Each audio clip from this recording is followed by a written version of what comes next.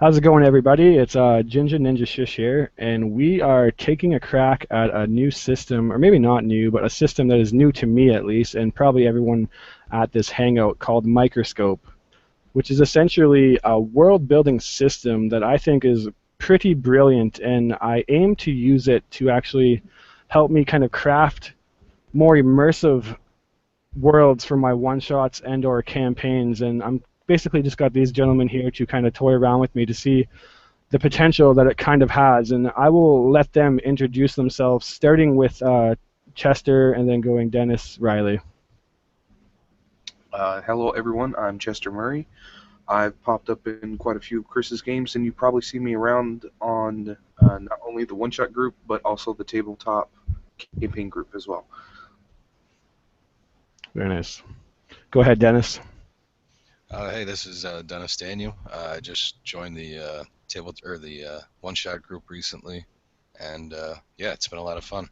I used to play a lot of face-to-face games back home, but this is working out great for where I'm at seasonally. Cool, cool. And last but not least, Hey, I'm Riley. I joined the tabletop group, the one-shot group, pretty recently, and I've only been in a few games so far for my schedule, but this seems really interesting. I can't wait to get into it. yeah, absolutely. And shout outs to the one shot group. It's pretty much how I get all my games going now. Met quite a few bunch of great people from it. So yeah, it's definitely a good group. And if for some reason you're checking out this page and you do not know about it, check out the one shot group on Facebook. And now, basically what I'm going to do is take a little blurb from the book to explain what Microscope is, because it's very different than any other system that I've at least played. I'm sure there's others out there that like it that are similar at least, but this is a GM-less game where as a group we're going to collaboratively build a world and then fill its history up with events, periods, and then kind of zooming in, much like a microscope, we're going to work from the outside in to the most moment-by-moment scenario called a scene, where we're going to role play it out, and through these kind of periods and events, we're going to discover things about the world. And how the book kind of words it is, you will very well possibly know already the future, know everything about the future, but even be surprised by a moment in the past. And the blurb that's kind of written here is Microscope works differently than some other role-playing games you might have played. So let's abandon some preconceptions. You won't have your own character. You won't play the game in chronological order. And like I said, you may know all about the future, but be surprised by the past. You'll build a story from the outside in. You'll decide the big picture, the grand scheme of the history, and then burrow down and carve out the details. It's fractal gaming. So think big, you have a massive chunk of history to play around in. And now, essentially, how this game works is there's a setup phase, which is, I believe, 1 to 5 steps. I'm not 100% sure because I'm honestly very new to the game myself, but it's honestly that simple to play. And the very first step, we kind of already got a good idea on, and this step is called the big picture. And what you're going to want to do for this step is brainstorm a simple overview of the history you want to play in. Pick whether it's going to be fantasy, space opera, history-based, pretty much anything the system works for, and you're going to fine-tune the idea into a sentence that can summarize it enough to not give away any kind of details that happen in the world, but explain to you, if you were to be passing by, what the world itself is about. And we went ahead and did that so you guys didn't have to kind of listen to us go back and forth on what we want to play. And our big picture sentence is a mundane world fractured by magic. And essentially what we mean by that is it's going to be a world that was probably very similar to ours, maybe not as technologically advanced. We'll figure that out as we go on. But there was no magic in it. And then suddenly, by some means, magic comes to this world and essentially is going to fracture it. And that's literally all we know. We have no other details besides that for this world. So that completes our step 1. We're now going to head into step 2, which is called the bookend history. And from here, we're going to divide our history into 2 periods. Each period is going to be a very large chunk of time, anywhere from decades to even spanning over centuries. And what we're going to want to do is get a short description of each period, just a few sentences or maybe even a small paragraph to paint a clear picture of what happens during this time. And then we're going to decide the tone of it. And that is going to be light or dark. Light obviously being a good kind of happy point in history, and dark being a more morbid or kind of evil point in history or darker point in history, much like it says. So this is where we're going to start playing the game. And like I said, guys, this part is all collaborative. We're going to work together. We're going to talk together. We're going to establish this world. And then from that point on, after the world is established, it basically becomes a player-to-player basis where we're still working together to run the game. But on your turn, it is your turn only, and no one is really speaking unless it's a role-playing scene. But as for now, what are we thinking for periods, guys? We have to come with essentially a beginning of this world and an end where we want this game to basically kind of stop. So can this be as simple as pre-magic and post-magic, or does this have to be even broader than that? It makes probably the most sense. This can be a little broader. You probably want to go into a little more detail, like establish the shape of the world. Like I said, is this a kind of industrial world? Is it essentially medieval? Is it high-tech even? And maybe magic kind of shambles that. So That is obviously I think... Sorry, go ahead, Dennis. No, that's a really interesting idea. That like maybe all the technology gets broken by.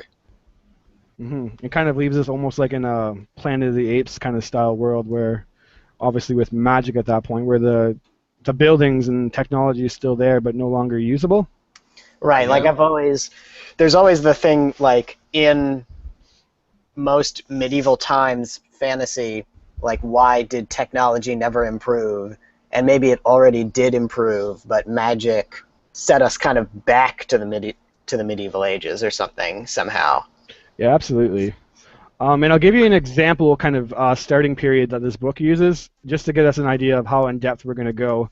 And the concept of this example is mankind leaves the Earth sickened behind and spreads out into the stars. And their starting period is a light period where Earth is in a sad shape.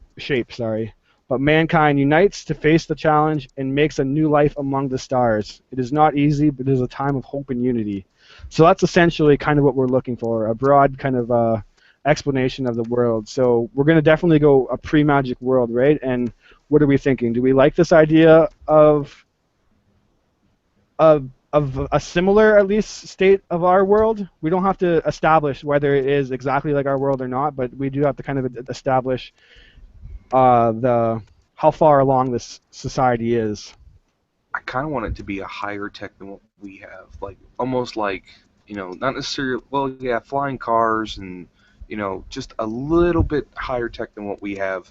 People are happy. We kind of like ended the world hunger, that sort of thing, and it's like a joyous occasion to be in this world. Right, like maybe technology has gotten kind of just to the point where it really seems that like the future is here and we're really going to start solving problems. Like you're living with technology. Right. So this is definitely going to be a light kind of era. Yeah, definitely. And then how do we want a futuristic world, humans living, or civilization living with technology? Yeah, symbiosis with technology. All right. Society as symbiosis with futuristic world. Sound good? I like it. Now, an interesting thing here is that we obviously had it stated that we were thinking the end period is magic happens. Well, that basically makes this campaign about the world not having magic whatsoever. So that kind of changes already our idea of the end period, because I'm imagining you guys kind of want to play around with the happening of magic, right? So we have to actually change. Yeah, no, I was saying more. Yeah, not necessarily just when magic happens. Right, but like can we have some sort of other event and put magic in the middle? Sorry, I'm interrupting. No, that's fine. This is kind of, when it's online like this, we're going to incidentally interrupt people eventually. We'll just work around it. But events are something that comes later. Right now we are literally just the start of our world and the end of our world. Everything else, we're going to come from the outside and start working our way in to fill out this world. So where do we see the history books of this world ending? The end is where magic and technology have finally be at peace and come together. Basically, humanity, combining magic and technology together. That does sound kind of cool. How does everyone feel about that? Basically, we. Yeah, cool. I like that. Okay, And so that is at the very end, right? That's like. Yeah, this would probably be. It might. Centuries, eons. I want to have that struggle of Mhm. magic dominating or technology dominating, that. Now, interestingly enough, this game, like I said, does not work in any chronological order. So, quite literally, when we start playing this game, we might know that scene of how the world unified itself with Future, and then figure out everything after. It's really kind of weird and takes getting used to. That some things we're not going to work step by step of what happened out throughout the world. We're going to kind of just zoom in on a certain part and examine it, and then kind of come back out and do that over and over again. But for period 2, that sounds like a kind of light to me too. So we're starting off happy and we're ending happy by the sounds of it. Would you guys agree with that? Mm-hmm. Yeah. Mm-hmm. Yeah, sounds good. That does. And then civilization. How we want to word this? Maybe has finally like resolved magic and technology together or something. Civilization You said has unified. unified Yeah. technology and magic. You did it wrong. It's supposed to be magic and then technology. Oh, I'm messing. And then another kind of side of this is we could very much make this dark if we really wanted to. Maybe the unifying of technology and magic isn't necessarily a good thing. Maybe there's, like, obviously I don't want to go into too much detail, but there's very much a possibility that this could not be so good for humans. So are we sure that we want this to be light? It's absolutely fine if we do. But there's always a light and dark way of looking at anything, essentially. I was thinking. Well, that's the thing. There could be a struggle from multiple, Mm-hmm. directions of sort. Sorry. Yeah, in my head, I was thinking that the beginning being light and the end being light, but the whole middle bit is just going to be dark, like really, really dark. Okay, so then pretty Yeah. much what we have, just to make sure everyone's good, is period 1, a light period of society having a symbiosis with a futuristic world. Period 2, the ending period. I guess I should put period end. Also a light period. Civilization has unified technology and magic, or magic and technology, to suit Chester's wording needs. Sound good? Yes. That sounds great. I think All right, cool. So we're already have more to this world than what we started with. Now going on to step 3, it's called the palette or / add and band ingredients. And what we're going to do here is we're going to fill the rules for our world. This is essentially pretty much the only mechanics of this game, with obviously a couple other things. But we're going to take turns, starting obviously with me because I'm teaching. I apologize. It's going to kind of seem like I'm leading things, but I'm only leading it because I'm probably the one with the most understanding of the system in this group, at least. And what we're going to do is I'm going to have my turn, and I'm going to say one thing that I either want or don't want in this game. And once I say that, there is no arguing it. It becomes a rule in this game. We can obviously say, you can argue it before my turn's over, but once we decide that it's a yes or no, that's in the game now, and you can't really break that. So make the most sense to pretty much everybody? Yeah. Yeah. All right, so let me get my sticky notes all organized here. And normally if you're playing this game, it's a little easier sitting at home when you use index cards. But for me, I am using sticky notes on my computer desktop, which I can already tell is going to get hectic rather quick. Yeah, that's why I was saying do it on Roll20 so that way we can have boxes and we can move these boxes around. Yeah, I don't necessarily know if that would have helped too much, though, but you might be right. And now the pressure is on for me. I've been talking this whole time, not really thinking about the world. I don't really know what I want to add or not. And another thing is, this can go on for a while, but once one person passes, we each have one more turn to either suggest one more thing or pass ourselves. And then once it gets back to that person who passed, that's our world and what's in it and what's not in it. Do you want more time to think? Because I kind of have something. Okay, then yeah, sure. Go for it then. We'll start All with right, go for it. we do have to establish an order here though. So we'll normally say that I went first, but just for now we'll say Chester, Dennis, Riley, or so normally me, Chester, Dennis, Riley, but for right now Chester's going to go. Okay. I would like to have like an honor system kind of deal. And what I mean by that is there's a code that everyone kind of follows, and there are people that will break that code. That's you're So basically are we dishonored. thinking like government or law or Or like chivalry or samurai code type thing. Yeah, that's what I was thinking on more along the lines of samurai slash silver. I can't say the word. Say it again for me. Chivalry. Chivalry. Yeah, there we go. okay. And That kind of code. without going too in detail, just give me an example just so I can kind of wrap my head around it. And you are allowed to ask questions like this. So like no like killing is not allowed kind of code or like Well, that's something that we would have to kind of go into a little bit more detail later on, I think. But Absolutely. for just a broad, we're just gonna say a code. There's a code that must be followed. yeah, and it's kind of it differs between kind of each well, no, I'm not gonna say that. I'm trying to think of some of the codes in my head. Just say for now. We'll just say there's an honor code. Work for Yeah. you? Yeah, that's good. Right. All right, and that puts it on Dennis now to. All right, yeah, I like it. All right, yeah, I've been not thinking as thoroughly on the world myself.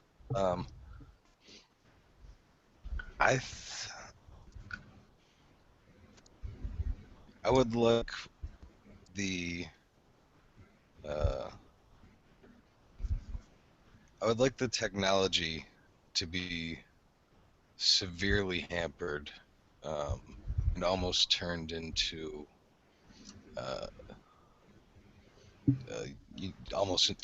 junk by the entrance of magic. Yeah, so magic technology nullified by magic. I guess. How am I trying to? Yeah. I know what you're Yeah, trying to that's say. I'm just trying to word it into a no. Because we Just don't like how Yeah. we don't necessarily you- want to say straight up no technology, but heavily damp. Right. Not that. But yeah, there's essentially it blanks out most everything's of what's working, and perhaps there's a few people that still have some skill with it. But So nullified technology sound good to you? And I guess that could actually be Yeah. in the yes, because we're not saying no to it. We're saying yes, there is nullified technology. Right. would hamper be a better word? Because nullify just means it completely cancels it out. So would hamper be better? Because it's not necessarily canceling technology out. It just damages it to where some of it's not usable, correct? Yeah, it works for me. If Hampton works for Yeah, Dennis. I like hamper. Yeah. I like hamper. All right, Riley, up to you now.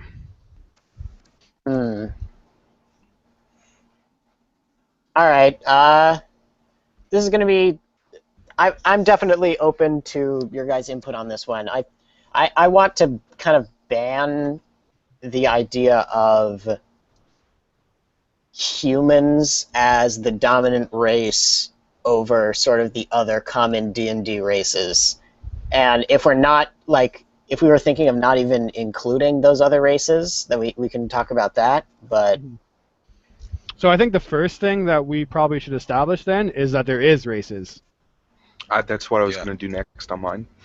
So absolutely, we can add races, and then I am completely okay with that. And now keep in mind, this game kind of works where a sense that if you say it, it does happen. So even if we weren't okay with it, I appreciate it and kind of understand why you're suggesting it and looking for coaching. But if you realistically said that, and there's not really much we could do, we could honestly say like I really don't want to play in a world like that, and I don't think anyone was. But yeah, definitely we'll go races, and then we can work on maybe coming up to that. here's a way of wording it. Maybe like humans are the underdogs or something like that. Okay. Now, do we need to go into more detail on that, or because Absolutely not. okay, because there's multiple steps on that. on what Yeah. that could mean. Yeah, absolutely, and that's something that we'll figure out. So, yes Okay. to humans, or no, well, how do we put that in no? Humans not superior. Humans, can we? Well, that would can mean we that humans say could humans never be end on the superior. bottom? Can we say humans end on the bottom? Humans end on the bottom. Yeah. That would be in the ad. Or yeah, I guess it would be. How do we put it? Or as how an about like we, um, if no, we, no human superiority. yeah, I think we should do in the ban. Humans underdog. You cool with that? Mm-hmm. Is that in the ad or the ban? Uh, I guess that would be odd technically, and we're kind of like already deviating a bit, but it's fine because I get what you guys are saying, and obviously the rules aren't exactly right. Like this is all stuff that we want to establish anyways, but yeah, that works. So humans underdog race. Now back to me, and I am going to say, thinking here. Interestingly enough, I'm going to potentially make it a little tricky for us. Chester has honor code. I'm going to ban that there is no government post magic. Ooh, There you go. all right, that's really interesting. So that's going to be something we're going to figure out what this honor code is absolutely about. But back to Chester now. Well, since we're back around, do you still need to like think on your idea because technically you're supposed to be going first. So We'll just whatever. I don't have two ideas on me, and I don't want to slow us down. Okay. So for this phase, at least, it's fine. now we are going under the assumption that this is going to be tried to be a D&D 5e game later on. So It's not the end of the world, but absolutely, it's the aim, so that I can run a one shot from something that happens in this game. well, that's Not necessarily the whole arc of what we play, but he'll Yeah. focus on one Definitely portion. not, because what we're going to focus on is going to be centuries of this world. I would like to. Well, okay. Well, I have two. Hopefully, let me write these down before I forget. Okay, but I'm just gonna say my one for now. I want the world to be deadly. Like, it's hard to explain. Like, I want there to be more of a survival element. Like, not necessarily food is scarce, but I want food and water to actually come into play more. So would you say apocalyptic almost? I guess my thing is I want that to be more in the role playing of us later on, like when we actually do the one shot. So I guess it's kind of hard for me to say, but yeah, I guess yeah, let's go ahead and do that and say shit. What did you say? The Apocalyptic. It doesn't mean that necessarily it is fully like that, but it can give that aspect of survival in it. So yeah, that works. Yeah. Now up to Dennis. All right.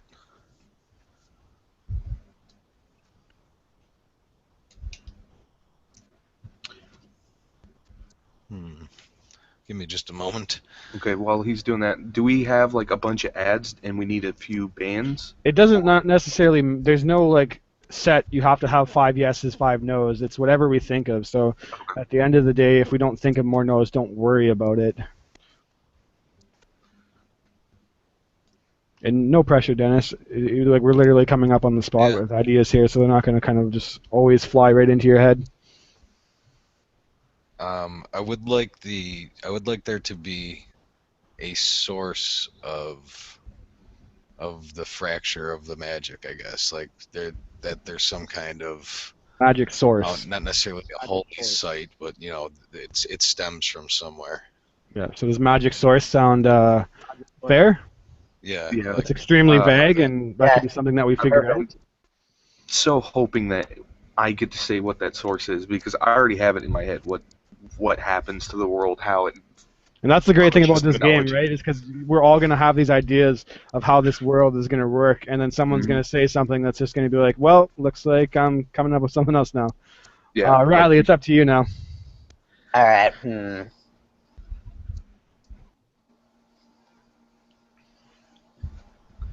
All right, let's see.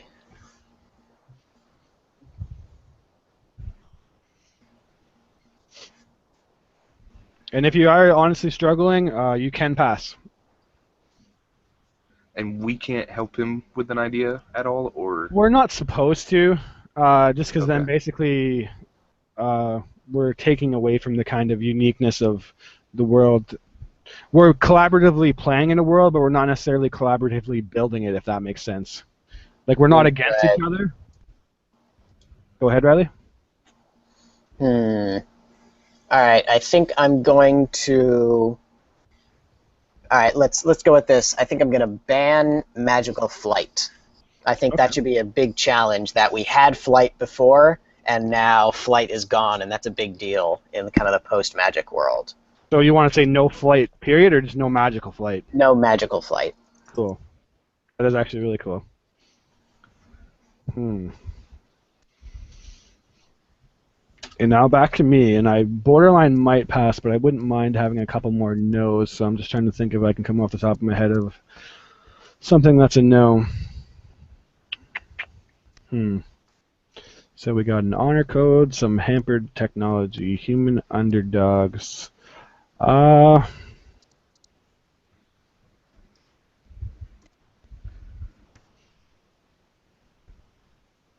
gonna go with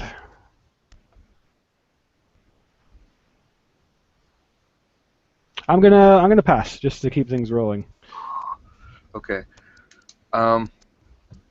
With mine, I'm only using this term because it's the only way that I can describe it, is racism, but racism with technology and magic.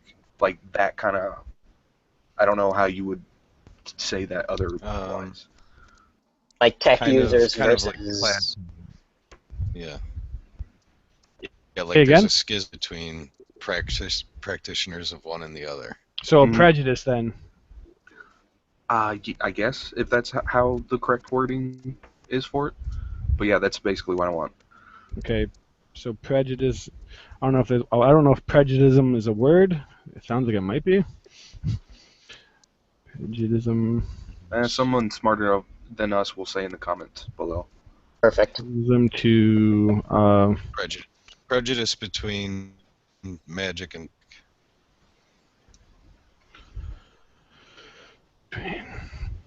or perhaps even schism is a better way. Don't forget I'll add that instead. So, just to clarify, like that's it. Basically, my turn's done, and because by the time we get back to you, Chris, we can't add any more. Correct. Okay. So now That's it's Dennis, and then Riley, and then basically we're gonna start almost gonna start playing this world. All right.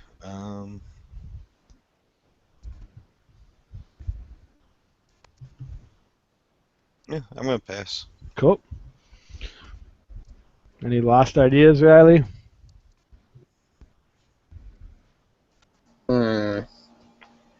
I think we got some good stuff here. I'm going to pass. Cool. All right, so we do have our yes and no's now, and just to review it, we have an honor code, hampered technology, and this is all for the yes. Humans not being the superior race, underdog race. Apocalyptic world, a magical source, a schism between magic and technology, and then going into the bans, we have no government post-magic and no magical flight. So luckily for us, with not a whole lot of no's, it leaves kind of a lot of surprises for us to kind of drop on each other. We're going to go to stage 4 now, and this stage, scrolling down just to name it, is called the first pass. Group decision is now over. For the rest of the game, each player makes decisions individually and has vast power to shape the world. Each player now gets to add in a little more detail to the history, creating either a new period or event. And this first pass is just to kind of fill out the world. To add a period, we got to place it between any of the adjacent periods. You can't go before the beginning period or after the end period. It has to be in between. Or you can do an event which happens inside of a certain period. An example is like a prince seizing a throne or a colony ship arriving on a new world. You don't exactly explain what happens in that moment, but you do explain the outcome of it, actually, and it kind of expresses that. So you couldn't say something like a prince attacks a kingdom. You would actually say whether he seizes it or fails to seize it, and that's kind of weird, but something to keep in mind. So you definitely want to have a full understanding of an event if you want to do it. You don't necessarily have to be super vague about that, but don't explain exactly what happens. Just explain how it ends, if that makes sense to everybody. I think so, And yeah. I'm being the first player that I was supposed to be. I'm going to create a period, and I'm just going to take the easy route. And this period is going to be the magical fracture. I'm going to make you guys do all the hard work thinking. Magical fracture, that's going to be a dark period, I'm thinking. And this now is where I kind of have the decision to myself. We're not really allowed to collaborate here. If you guys have questions, you can question it. And then obviously, I'm not going to be a dick. If you have like some suggestions, maybe suggest them. The game does suggest that you don't do it, so try to keep it to a minimum. In Magical Fracture, the world is plunged, or the world is hit by a magical. That's kind of going a little bit in detail, I think. You lost Dennis. We lost Dennis. I'm sure he'll jump back in a second. Magical fracture. It's dark. The world is hit by a magical source. Yeah, I think that's a pretty good period. It might be a little vague, but I think it's enough for us to get our ideas. And I'm going to put that kind of smack dab in the middle of our periods. Hopefully Dennis joins back before his turn. If not, we'll just jump to you first, Riley. But right now we got Chester. Okay, so can I not necessarily add on to that, but You can create an event in it.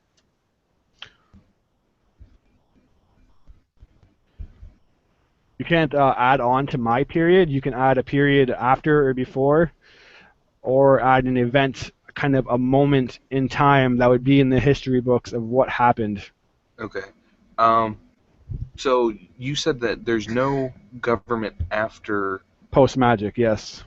So can we create an event that a government like is established, or and also that government? It doesn't mean like a nationwide government, or can we not have like little pockets of different kind of governments or?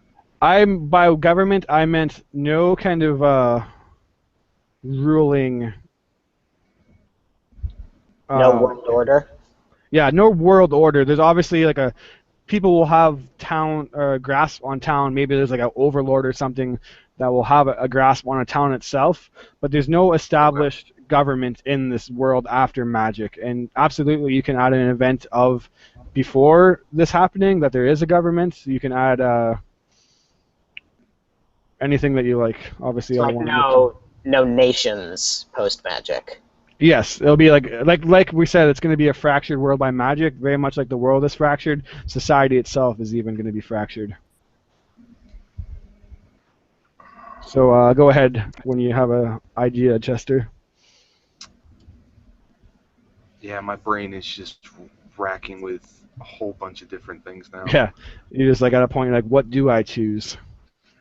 Yeah, and it's kind of like my biggest thing, is this wrong? Like, I'm not sure because I don't know, mainly because you gave us a really crappy, like, I can't use governments, and that's all I want to do now for some reason. Yeah, I knew I was going to make it interesting on us doing that. Right. Welcome back, Dennis. Can Yeah, I sorry say about that. a dwarven warlord captures a neighboring city? Absolutely. Where would we put that in? That's going to be, of course, in the no or magic period. So the magical fracture? Yeah, after the fracture, of course, Okay. because I want the magic to happen, and there's no government, and that's going to be dark. All right. So like right after the fracture. In my head, it's actually going to probably take place about 10, 20 years. Yeah, that's after, absolutely so- fine. So event, we're gonna put. Say again. Dwarven warlord. Yeah, dwarven lord, the warlord captures neighboring city. Captures. Captures neighboring city, and that will be dark. All right, Dennis, you are up. I'm not sure if you dropped before you understand what's going on, but it's a period or event now. Right, right. So I would like to create a period after after the fracture, Mm-hmm. where there is a time where citizens are attempting to combine to basically learn the history of technology. They're studying old books that don't make sense to them and things like that. If that's So society unifies to study technology, or to study. not unifies, but there's people that look to the ancient technology like lore essentially. People research ancient.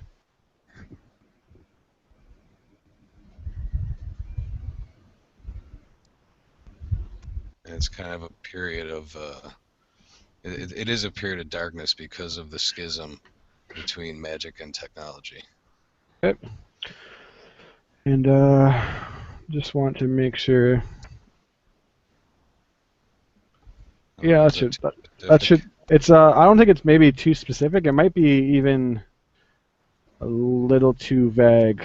Do we want to maybe decide on the people?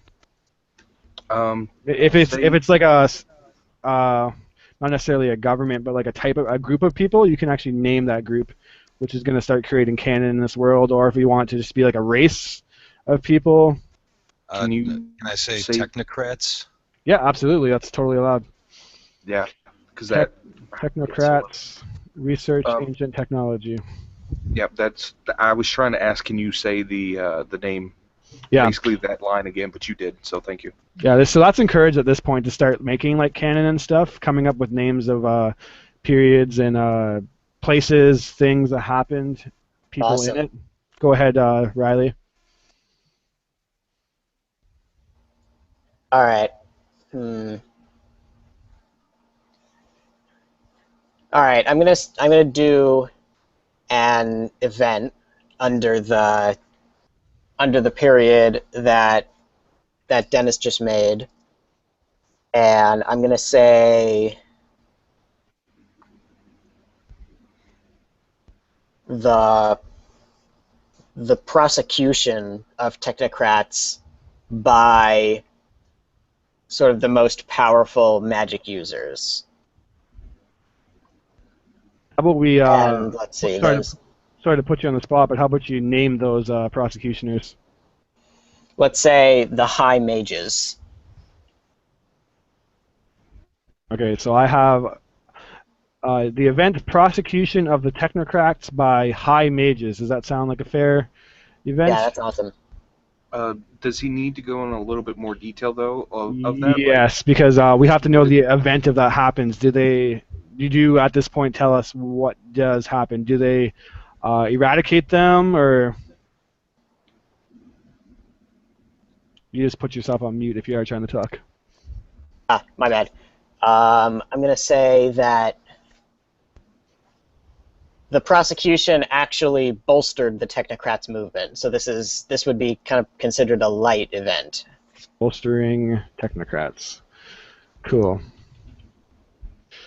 All right, I think that is a light event, you said. That is a very good event, and it's already sounding super interesting what we have here. And that concludes our first pass. So now, if I'm not mistaken, I'm just going to screw down a bit forward. We actually go into playing the game. And yes, that is what happens. So Power in. Just the real game, quick, can go you ahead. go through that's it. what you made for your period? Was it just the magical fracture So as a I dark put period? a magical fracture that is dark. The world is hit by a magical source, and I guess I should go into a little more detail. Plunging world into darkness. Um, Literally or technologically? Technologically. can do we not get another pass? Because that doesn't really seem like we No, put very much you into would the you would world. think so now, but this is where we're gonna the big game begins now, and essentially we're gonna do the same thing that we have been doing with a couple little tweaks. We still add periods, events, but now we have an opportunity to add scenes, which is literally a zoom in on a specific event, a point, a moment in history where we role play it out, and just answer a question that we're interested in knowing. And now your kind of minds are probably going like, well, how the hell do we keep any kind of organization? We're just going to be going everywhere. Well, there is this role in the game called the lens, and we're all going to have an opportunity to be this. And it's essentially the closest thing to a GM this game has. And what the lens is a person that decides what the round, from me all the way back to me again, is going to focus on. So I am going to declare a focus, and it could be anything from a person, a moment, anything at all. And from this entire round until it makes its way back to me, everyone has to create a period, event, or scene revolving around this focus that I choose. Does that make sense? Mm-hmm. Yep. And then, coincidentally enough, because you just said it doesn't seem like we have a lot, the lens actually gets to do two things. So I can create a period and an event and a scene, pretty much anything like that. And for our first focus, and you might want to just write this down to keep in mind when you're doing your turn, and this will change as the game goes on, is going to be the world before magic. I kind of want to know what the world was like before we had magic. It sounds like we had this brilliant world of technology and this symbiosis between it. I want to know more about that before we actually plunge into it. And the first thing I'm going to do is create an event. And I'm going to create an event in period 1 called accidentally minimizing my sticky notes. Event. It's going to be a light event called the forming of the new world order. And what that basically is it is going to be a kind of government because it's not post-magic, right? So I am able to do a government, and this new world order is essentially the moment in time when humans become so interconnected with technology that we actually unify as not only a nation but an entire world. Well, And it's not just humans, though, right? It's Yeah. races. The races unify as a forming of the new world. All races unify under one. What do I want to say? Unify under one. I'm struggling for a word. One order? Banner, One One nation. umbrella. One what, sorry? Empire. Empire? Umbrella. Umbrella? There's a nicer, a kinder tone. Yeah. We So the can event- bust Resident Evil into this. The event is the forming of the New World Order. All races unify under one umbrella. And just because the game recommends as being the first playthrough, I'm going to throw us right into a scene. So pretty much the hardest thing to do is Perfect. improv role play. And I obviously, with the focus of the before magic world, I want to do a scene on this world, or on this moment itself, this event of the forming of the new world order. And I do got to scroll down to the scenes because I want to remind you what happens in that. There's a couple things. This is where the game has a little bit of rules because there's things that you can do to kind of potentially interrupt a person's idea, and it's not something that we maybe want to use a lot, but it's called a pass. And basically what you do is while you're role-playing these scenes out, if someone does something that you weren't really planning or you had in your mind a much better idea, you kind of halt the scene and say, well, what about this? And then we vote whether we like that idea or the idea itself that I originally had better. So, and the way a scene goes is you state a question, and my question is going to be,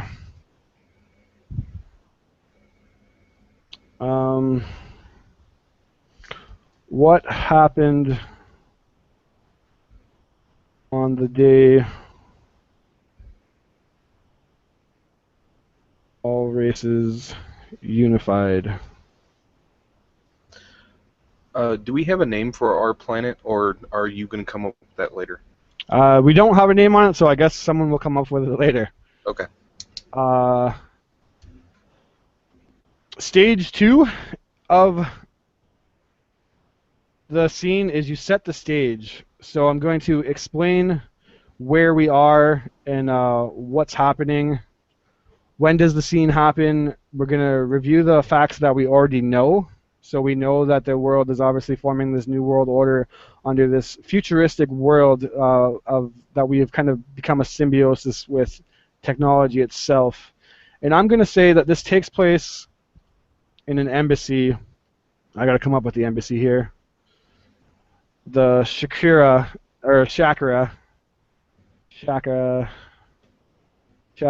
embassy, because I'm terrible at coming up with names off the top of my head. And all world races have gathered to discuss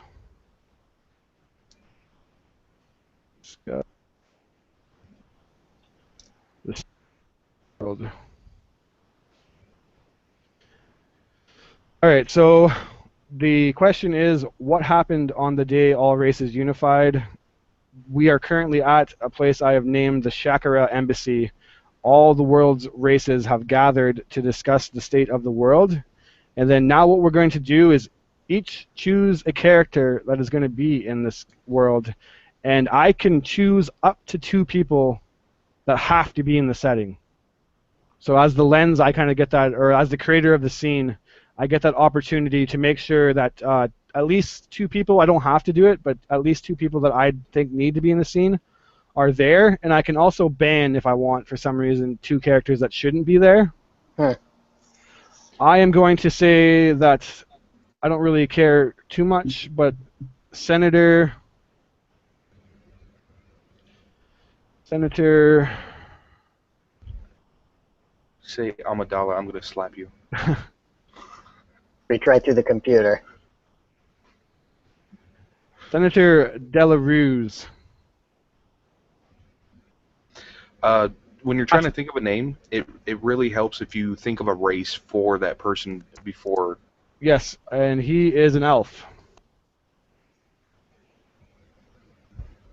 So he has to be in this, and no one necessarily has to play it, so if no one chooses to play him, it just essentially goes back to me, and I had to play him. But he does need to be in this. And now, Chester, you pick someone that you think, obviously, is going to answer the question of the scene that I've answered. Okay. Also, when we are throwing out characters, do we keep going around making characters that Yes, we absolutely. want? Okay.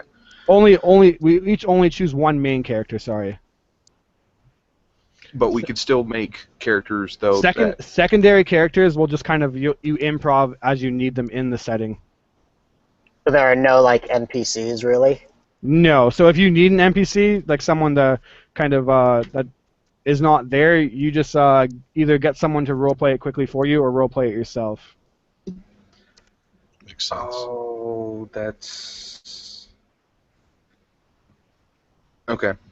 Well, I'm going to stick with my original idea. A dwarven general named Flink. Flink? Dwarven Flick. named what? Sorry. Flick. Flick. Okay. Dennis, who are you thinking about playing? I'll be playing a human ambassador. He'll be. His name will be Henry. Well, that's the thing though. The character you're making isn't you playing that character. You're just making the character, and then we go around deciding who's going to play what character. Correct. Oh, okay, correct. Oh, all right. So Ambassador Henry. Yeah. Okay. Next up, last but not least, Riley. All right. I'm gonna say the. All right. My character is going, or not my character, but the character I'd like to be there is sort of an orcish prince, and this guy is going to be Ra, just R-A-H. R-A-H, Ra. Okay, cool. So now, like I said, we're going to establish who is playing what. I'm assuming that probably everyone wants to play their own character, but it is always kind of sometimes interesting to flip that upside down and be kind of stuck playing someone that you didn't already have imagined. Do we want to just keep it simple for now, or do we want to already kind of throw ourselves into this? I was going to steal your character, Chris. You're going to steal Delarue's? Yep. All right, then. We're going to just straight up start stealing, then. I will steal Ambassador Henry, then. All right, I'll take Flick. All right, and I stick with Ra. That's what I kind of wanted anyway, so that's good. I should have went with Raw because his is the easiest name to say. Right. Flick isn't hard. Yeah, Flick's not bad. And we got who on Flick, sorry? Dennis? Yes. And we got Riley on Raw. And now the very last thing we do before I go into this is we reveal what our characters are thinking, incidentally enough. And I will start it off getting into the mind of Ambassador Henry. And Henry is thinking, have we finally came far enough to unify as one? And Chester. Okay, and this is just like our personal thoughts. Not other characters are going to know these, right? No, it just kind of gives the players outside of the game ideas of how we're feeling. Okay. And we're at the conference because we just became one nation kind of deal? Not yet, because this is asking what happened on the day that we did become one nation. Okay.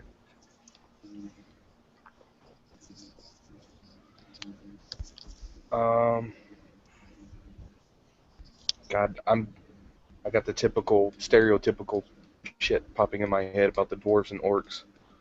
It's but fine. I don't want to do that though, because I really hate that.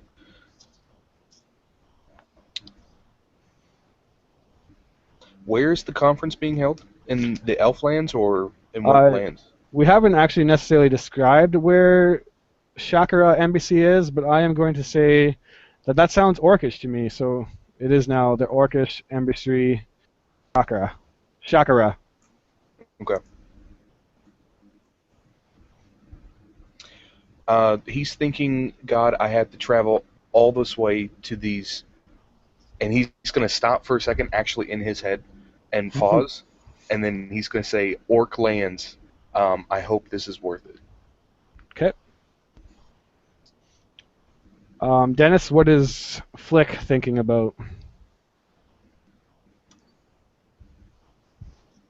You're on mute if you are trying to talk. Thank you. He's kind of looking around the room and just contemplating to himself and thinking how nice it'll be to finally bury the hatchet and work side by side with the orcs again. Cool. Last but not least, what is Ra, the Orcish prince, thinking about? All right, so Ra has invited all these people into his country, and the reason that he wanted and that he vouched for this conference to be here is that orcs are usually underrepresented in these international conferences, and he doesn't want that to happen. Mm-hmm. Sounds good. And then, just because I forgot to mention it, a couple of options for also playing is you can actually play as a representation of time, which is kind of weird, but it doesn't really fit for this anyways. But you can represent some kind of driving force that is pushing the scene forward. Like an example would be like an army encroaching on a castle, so that there's only so long before it's overthrown. But obviously that doesn't really apply for this. But I just kind of want to throw that out there so for next round that you guys know that you don't necessarily need to play a character. And then the way a scene works is we just independently roleplay off of each other. The question you kind of ask now is, if I want to do something to another person's character, how do I do that? What's to say that what happens to me I don't want to happen? Well, the way it is the main characters that you choose, the person who is playing the character decides what happens to them. So if I went to go up and say I want to punch Delarue in the face for some strange reason, Chester gets to decide if that happens. Now, if you're playing a secondary character, then the initiator gets to decide. And then there's also these things called pushes, like I said, where if you have like this really cool idea that you think is much better than what's going on, it kind of sounds like you're being almost like arrogant or something, but you're actually allowed to do that. It's not arrogant. There's a potential that you might have a better idea that someone else didn't think of. So if someone says, I want this to happen, and you think there's a better idea, just be like, well, what if I want to do a push? What if this happens? And then we vote to decide which idea is cooler. Make sense? Mm-hmm.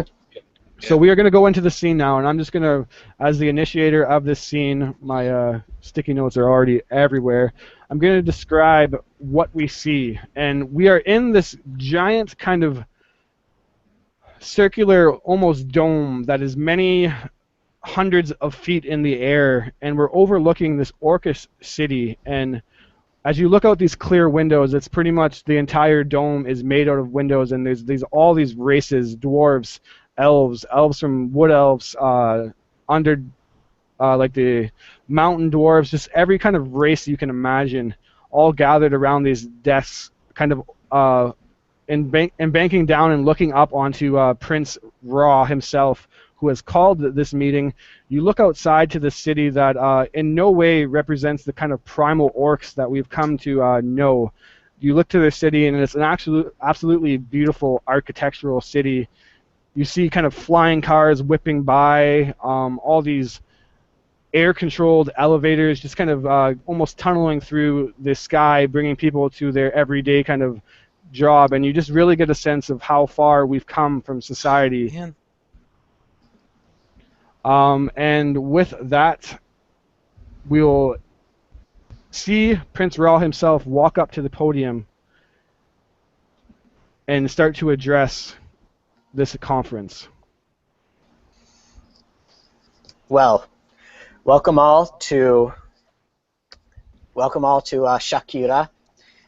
I'm very glad that you all could make this journey. I know it's not easy for everyone to come from all over the world, but I feel that it was necessary to have it here where even the smallest of sects of races could be represented. So for now, with our technology, we have solved a lot of the crises facing this world, but I believe that we are here to discuss how we are to unify under one banner. So I will now open the floor. All ideas are welcome here, gentlemen and ladies, and beast folk. Ambassador Henry kind of starts like a slow clap to get the appreciation going, which travels around the room rather quickly. He then stands up and says, I am Ambassador Henry. I am from the land of Reltus. I appreciate your summoning here, Prince Ra, and I agree. We are in a great time. Technology itself has sprung us forward from these primitive races that we used to be, fighting and bickering between land and such silliness. We don't need to do that anymore. I absolutely believe that we can join as one and make this world an even better place with the gifts that we've built ourselves and continue to unify as one and build an even greater world. Thank you, Henry. And we kind of hear like whisperings from this point, and like maybe a little bit of hemming and hawing. And what do we look over and see General Flick doing? Well, you see Flick kind of stand up, and he looks towards Ra, and he says, "It's been many years since we were welcome in your cities, and though we've worked together throughout our histories, I look forward to bringing our technologies together and finally bringing the world to one. I only hope that in doing so, we're able to keep our heads." That I hope as well, my friend. I agree. We have to have some kind of contract or code to follow. Something that does unify us. It's good and all to say that we will join as one, but we need some way to enforce this. Does anyone have any ideas on how to do such a thing? And, This is an entire world we're talking about, not just one city or nation. and with that, he is a senator, right? Delarue? Yes, Senator Delarue. Senator Delarue would stand and say, what if we create a council? For us elves, the Council of 11 has worked very well. Now, of course, we cannot have just 11 and when he says this, he's going to outstretch his hand and point to basically all the races in the room. We have much more people than just 11 to represent all the races of the world. But one representative of each race be on the council, and we take a vote to decide certain matters. I would say that you'd probably start to hear whispers of the potential of that. Ambassador Henry would say, Delarue, that is a very intriguing idea you have. A council of 11, like you said, is very well not enough, but if, as a race, we join and kind of elect a high official to represent each race, we could form this great council to act on each individual race as a one and come to this council and represent our race's wishes. It might be maybe pushing it, but it is a good idea nonetheless. What do you think, Prince Ra? I believe that the idea of a small council where not every race is represented is not the best course of action. But as you have seen in your senates, there are moments where too many voices can make it so that not a lot gets done. What if we had both a council, but the purpose of this council was to advise a single ruler who, like king, emperor, hegemon, or whatever we call it, that rotates among the members of the council so that in times of crisis, decisions could be made more quickly. And do you speak of like an election, Prince Ra, or are these people already established? A yearly election? I can say that I don't have a lot of experience in this matters. I have been ruling since, and the Orcish society is built on monarchy, so I will not be fooling anyone to say that I don't have much experience with elections, but I can see that sort of a combination of democracy and monarchy could work quite well. Yes, and I think that using the different races kind of ways of running their tribes can actually be also unified as one, taking bits and parts, like you said, from each to make this maybe super kind of group of councils that could definitely rule over an entire world's needs. Flick, you've counseled many people. You're a great general.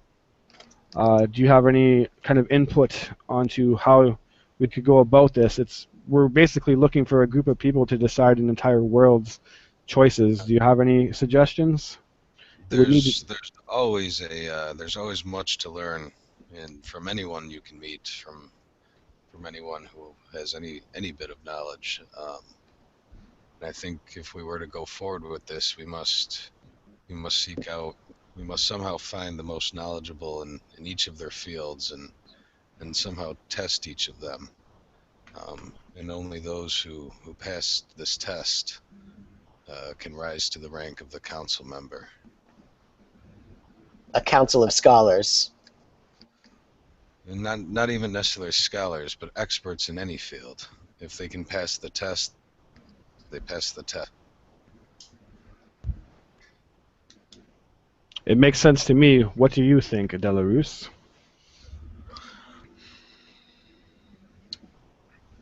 Well,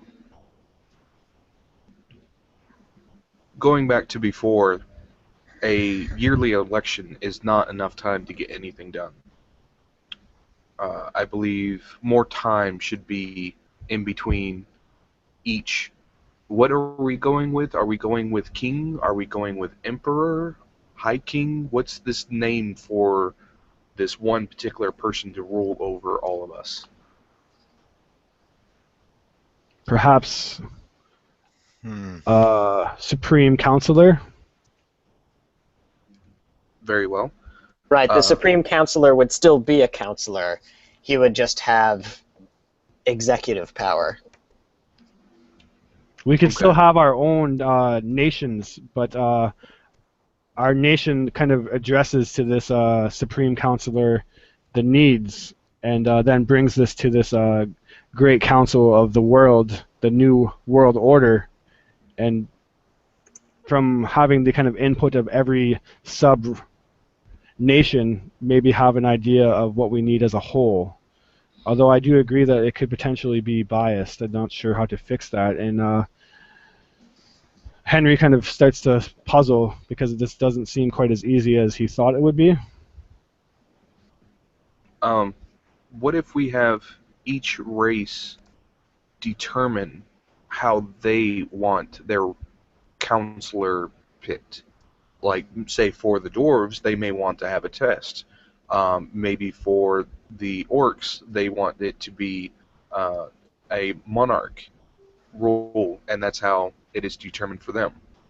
For us, the elves, we would pick most likely a council, and that council would pick our counselor, right? That's what we're deciding, the group? Yes. Counselor, okay. Too many things to write down on my page. It's okay. You don't have to try to write everything down. Looking at that, kind of using the uniqueness of each race's own governmental form, Henry would agree that that is a good idea. We should not impose our own way of life onto other races. We should still be allowed to be who we are as a race, but bring our ways and unify them into one. I think that makes great sense what Delarus is saying. Keep our traditions, but then go to this new world order, these great counselors, and have them look out on us as a whole for the better good. Does that make sense to everybody? I concur. That does. And I think that at this point there would probably be a pretty solid agreement around all of the world, or all of the room. And from there on, we would kind of pull up this almost digital parchment from the air, just kind of like touching something on the wrist that pulls up a screen. And then Henry would say, well, shall we sign this treaty to form this new world order? And he would write down some scribbling of basically what we talked about and put his signature on it, and then push this digital thing that kind of popped up like as a animation from his watch over across the room, and it kind of flies over the room and connects to Prince Ra. And Ra makes his similar signature. Can I do a push thingy? Absolutely. Can You can I suggest would one. like, yeah, I would like for each person to stay like actually say they're signing their name, and then say where they're from, so that way we can add a little bit of canon of like city names or countries. Nice. All right. Sure. Vote on that. Everyone good with that? Hmm. Cool. You just put me on the spot because I forgot what I named my city. Raltus. Yeah, Reltus. Yeah. Thank you. I've been like secretly hashing out a name for mine. That's why I threw that out there. I was gonna Most try to definitely. ninja it, somewhere, but we went ahead. So, how does Prince Ra sign? If you Ra, need a minute, of the oh, city of Ra. I mean, he is the so prince. It is Orcish tradition that the capital city is always takes the name of the monarch, as the in Orcish tradition the monarch is the city and is the nation. Perfect. that's cool. I like that.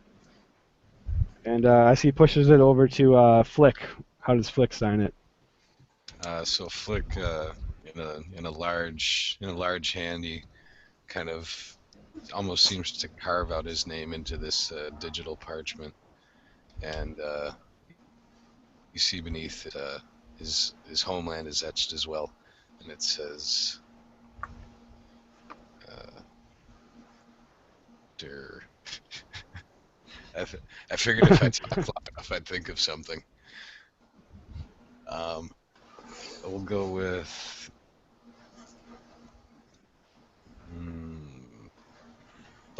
Balheim, B-O-L Heim.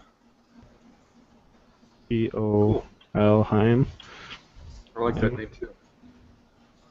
Oh, and last but not least, obviously it goes around the room, signing by all these different races, but we end this scene with it being on Delarus signing the parchment, the elves being the last to sign.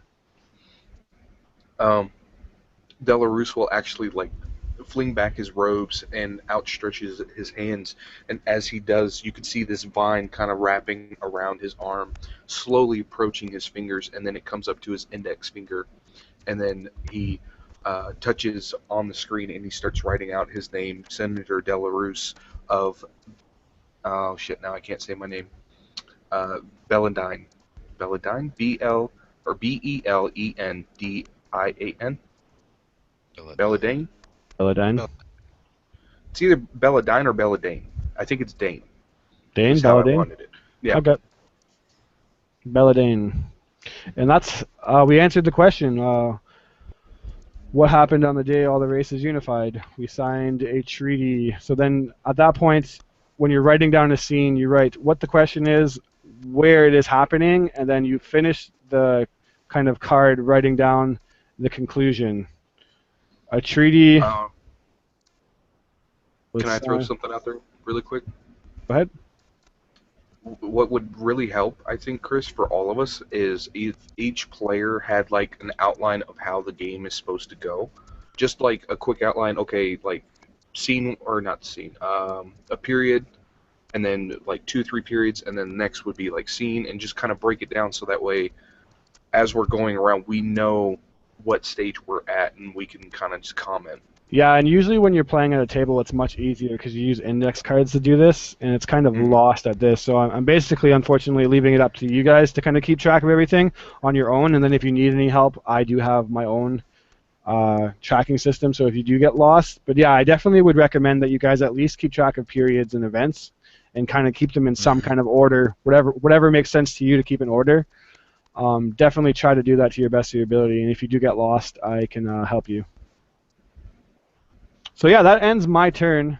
Um, and now it would go to Chester, who gets to make a period, event, or scene, keeping in mind the focus of the world before magic.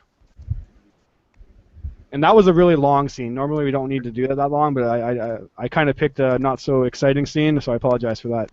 Oh man, I liked it. We got to establish a little bit of canon, Hmm. and how the races kind of work. Yeah. I liked it. Yeah. So, all right, we're focusing in the world before magic. I guess mine's going to be a period. Um, Uh, yeah, I'll go ahead and do it. Victor makes the first nanomachine. I'm stealing one of my characters' names. Victor. So that Yes. sounds like an event, unless you want to back it up a slight Oh, bit. yeah, I guess it would be an event. But with an event, I don't necessarily have to do anything more than that, No, or... you just establish the event Okay. and what happens, the outcome of the event, if that makes sense. Event. Well, Is see, that I before or after? Is that before or after the formation of the New World Order? That's true too. Oh. I will actually... I don't know if I can do this, but I will leave that up to the group to kind of decide. Normally you want to decide yourself, but absolutely, since it's all new and like I don't really care if we play by exactly the rules. I'm sure you guys don't. No. So yeah, I 'Cause would say. What do you guys think? I'm thinking after Yeah, I'm the Yeah. new thinking world. after all the Yeah. technology and knowledge is shared. Yeah. So And Victor, with the unifying of the New World Order, Victor creates the first nanotechnology. yeah, I'll go And nanotechnology instead of just machine.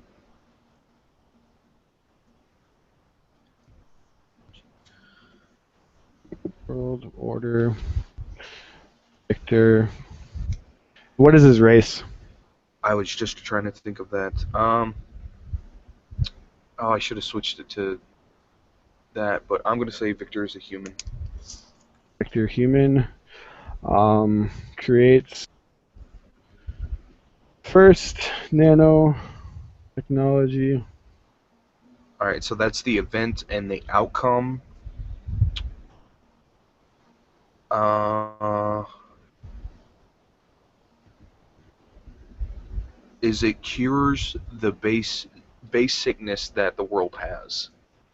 Not necessarily it doesn't cure cancer, or maybe we already have a cure for cancer at this point. I want it like we do not have the basic sickness, so no cold, no flu, no sinuses. Those are all gone now because of Cool, these cool. nanomachines. That sounds perfect. And obviously that sounds like a light to me, a light event. Mm-hmm. All right, so good job. That is a very interesting event. Next we have Dennis. What do you want to create?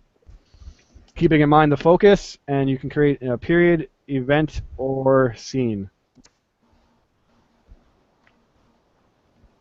all right, so I want to create a event well before the unifying of the races, Okay. and it will actually be a horrific war between the dwarves and the orcs um, that ended in actually the dwarves being driven back to their strongholds. This was after high technology was already established, and it actually ravaged the countryside. And a couple other races and nations got dragged into the war as well. All right, cool. So we just gotta fine tune that a bit, but that's actually great. So dwarves and orc, rage war, rage futuristic war. Yeah, Yeah, well, the technology is already in the future, Yeah. So I so don't Right. really need to get. that's true. Yeah. Rage war, driving dwarves back to stronghold and ravaging land. Yeah,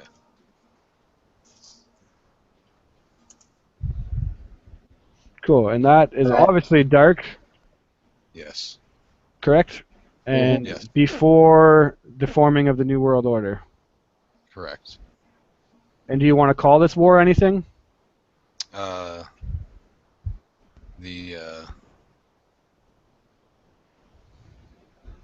the mushroom war is what it's Mushroom known war. for now. Ooh. Cool, cool. Very interesting. All right, Riley, what do you got? All right. This is going to be kind of a dark. Let's see.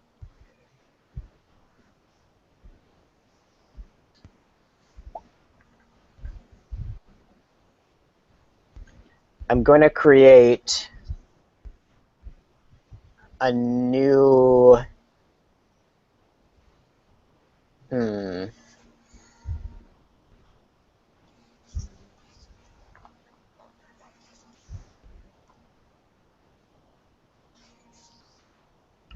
I want to create a new period in between the first and the fracture. Okay. And I'm going to say this period is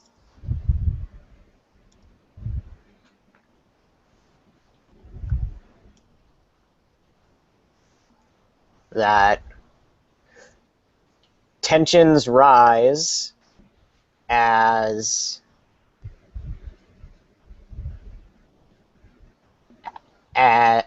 tensions rise after the fracture has been forecasted. All right. Like, So they could tell somehow that the world was going to be messed up very soon, and this is everyone kind of reacting to this. fracture. So forecast of the fracture and Tensions rise. Can tension. we do a push now, or is it only when we're in a scene? I think potentially only a scene. Okay. But what do you guys Well, think? Yeah, this was just kind of an idea that I had, that the end was, well, not the end, but that the fracture was kind of more of a slow event than an instant one. But you guys can, I'm open to input on that. Well, I like the idea of maybe they thought they knew what was coming, but then were really surprised what actually came. Right. Like, oh no, there's a meteor headed to Earth. Hopefully we'll be able to build this thing. Or, not necessarily a meteor, but whatever.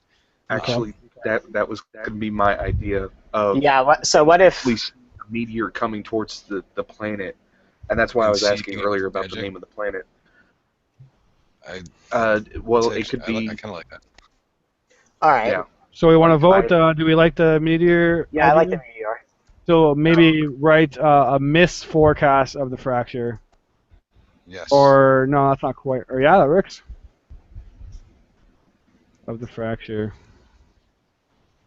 Tensions rise. Tensions rise as nations prepare for the end. Nations prepare very. Actually, sick. And light or dark? Dark. Definitely dark. All right, and now it's gonna go back to me, ending the focus, or ending my turn as the lens. I get one more chance to do something though, and I'm actually gonna do something potentially a little almost rule bending, but I think it works. And I am going to do, in the period of the technocrats research ancient technology, I'm going to create an event of them finding what seems like artificial intelligence, but not working. Basically, like a kind of mummified version of this AI. An AI mummy. That's awesome. Yeah. That's pulling up And so this many is- great pictures. During the magic phase, right? Yeah. This is in the period. I don't think it's bending the rules because it's referring to the pre-magic phase. Yeah, So- that's what I my think it's fine. rule was on it. So event technocrats. The issue is it light or dark? I will get to that in a second. Discover mummified AI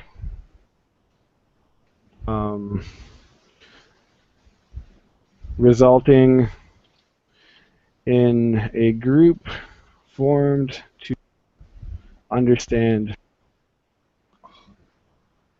I guess we already have that, or no, that doesn't work. Resulting in an advance on the technology. Yeah, that works. Man, I got so many ideas now from that, Chris. Thank you. And that is going to be actually.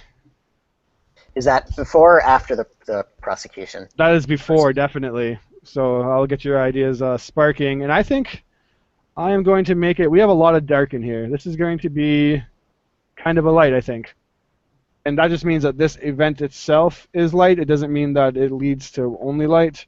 But for now, them finding that, is kind of like uncovering a part of the past that they thought was long forgotten, something that they might not have even known, and that's maybe light for them. And now that ends my turn as the lens. So something happens now. The player to my right, which technically is Riley, decides on something called a legacy. And what a legacy is he decides something that he wants to remember or know more about, and he marks that down as his legacy. And then he gets to decide one more event, or he gets to dictate a scene. And dictating a scene is a little different than actually role-playing a scene. When you dictate a scene, you literally just narrate to us what happens. And this is right now I dictate a scene? Or create another event on a legacy, something that you thought was cool, you want to maybe explore later or know more about. And you write down your legacy because you keep one legacy at a time, and you can keep coming back to it, or you can scrap it and get a new one, and we each get one legacy. Do we keep it secret and keep it safe? Nope, you don't have to keep it secret. Okay. You would actually tell us because he's going to then create an event around this legacy or dictate a scene. Now, we can only decide our legacy when it's our lens turn? No, because now the lens is going to go to you. So when this is kind of weird, when someone's lens is ending, the player on his right gets to decide a legacy. And then now the lens is going to go to you, Chester. Well, after he picks his... Yes, absolutely. Okay. And we don't have to write down his legacy. His legacy is his own. Well, all right. So I think what I really liked the idea of the Mushroom War. Okay. So I think the reason it's called the Mushroom War, and this is going to be kind of an event, or can you do like sub-events, or would that just be a scene? I guess it's just a scene. But a scene, when you're their legacy, you get to dictate it. So you can literally just narrate a scene to us of something that happens. So basically you answer a question, you set the setting, or you ask a question, you set the setting, and then you answer the question, all in kind of one narration. All right. So my question is, why is it called the Mushroom War? Okay. And the answer is, at the very beginning, both sides agreed not to use nukes, and then the orcs won by going back on their word and using nukes to win the war. Ooh. Very nice. And then you just got to decide the setting, where it happened.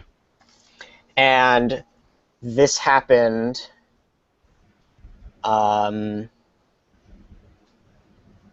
where sort of a low-level orcish general named Lin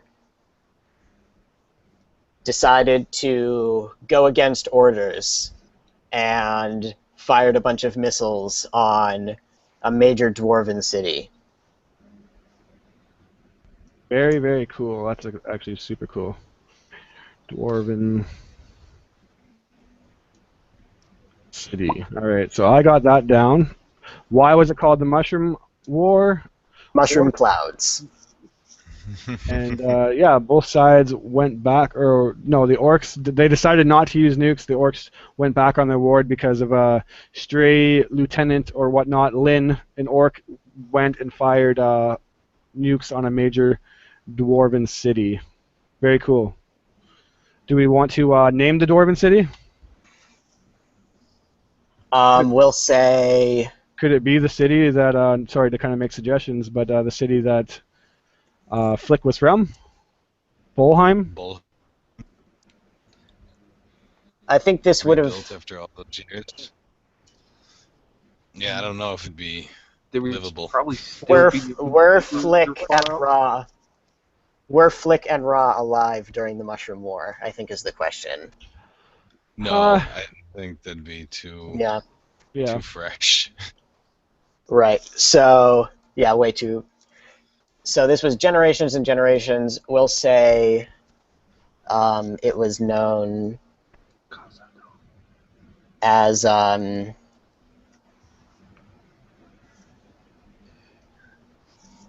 Yunlip, we'll say, coming up with a name. Yunlip. I dig it. Very cool. All right, so now the focus ends. The before the world magic or the world before the magic ends is my focus. The lens is now passed to Chester. Chester picks a new focus. Okay. Keeping in mind it could be anything. You can zoom in on an NPC that we've created. You can zoom in kind of on an event, and you want to know more about the event or a period. All right. So I got a couple of things, like couple of events and shit that I want to make in my head. So I'm going to switch the focus to being in the. We need to have a term. I guess the dark times or magic times or I, magic age. I think we're just calling it the fracture from this point. Okay. Like I want it to be that second half. Okay. And you want to just zoom that in a little more, or like word it. Uh, do I have to, or can I just leave it in the second half? We'll just say Because what's your that's what you so did. You yeah. had the world before magic. I want the world after magic. Okay. Yep, that works. And then do I get to add in You get to add in an two event? of any of those period, event, or scenes. Oh, sweet. Okay. Well, I want two events. Well, actually, hang on. The the thing that you did with the AI mummy, was Hmm. that an event? Yes, that was an Or event. can I add on to that or make something? You can create a scene in it, and that's basically it. You can create maybe an event of the afterwards of it, or you Yeah, can because zoom in on a scene and basically answer any question you want to know about that. well, I was going to say like this would be, or at least the way I want it to work is it's going to be an event after that event, and saying I'm not sure who discovered it, but the people that discovered it discovered that it's the mummy is made up of nanomachines or made up of nanotechnology, and just kind of like add that little bit in there. That does So it's an kind of sound like a scene to me, but okay. I'm just trying to think of a way you can. Well, because I want it to be, it's not necessarily it happens right after your event. It could take 10, 15 years, because you got to remember technology isn't what it is. Yep. So yeah, it could be an event. Just try to word it the best you can. If you're set on it being an event, Okay. Who did you say discovered the the? technocrats, who Okay. were a group of people set on researching ancient technology. Okay. The Yeah, that'd be technocrats. there again. No worries, man. Go ahead, The, Chester. the technocrats discovered nanomachines. What would you want there? Like nanomachines or nanotechnology? Because the way I was going to word it is technocrats discovered nanotechnology on the body of the AI mummy. Let's just call it nanotech to keep it short and Okay. cool. Okay. And that's how I would word it, if that's all right. Light or dark. This is going to be light, I think. And what is the keeping in mind that we have to keep the outcome of this? What is the outcome? The outcome is going to further the techno. Oh shit! What's their name? Technocrats. Technocrats technology even further down the road, because now they have nanotechnology again. Um, but because you did say I get to do two events, correct? Yes, or two of anything. So it could be a scene or a period also. Okay. Well, I want to throw in another event. This is going to be Leia Gaia. I'm not even going to try to pronounce her last name. I'm going to send it to you on Facebook what her full name is. But she is going to save a group of technocrats from being murdered.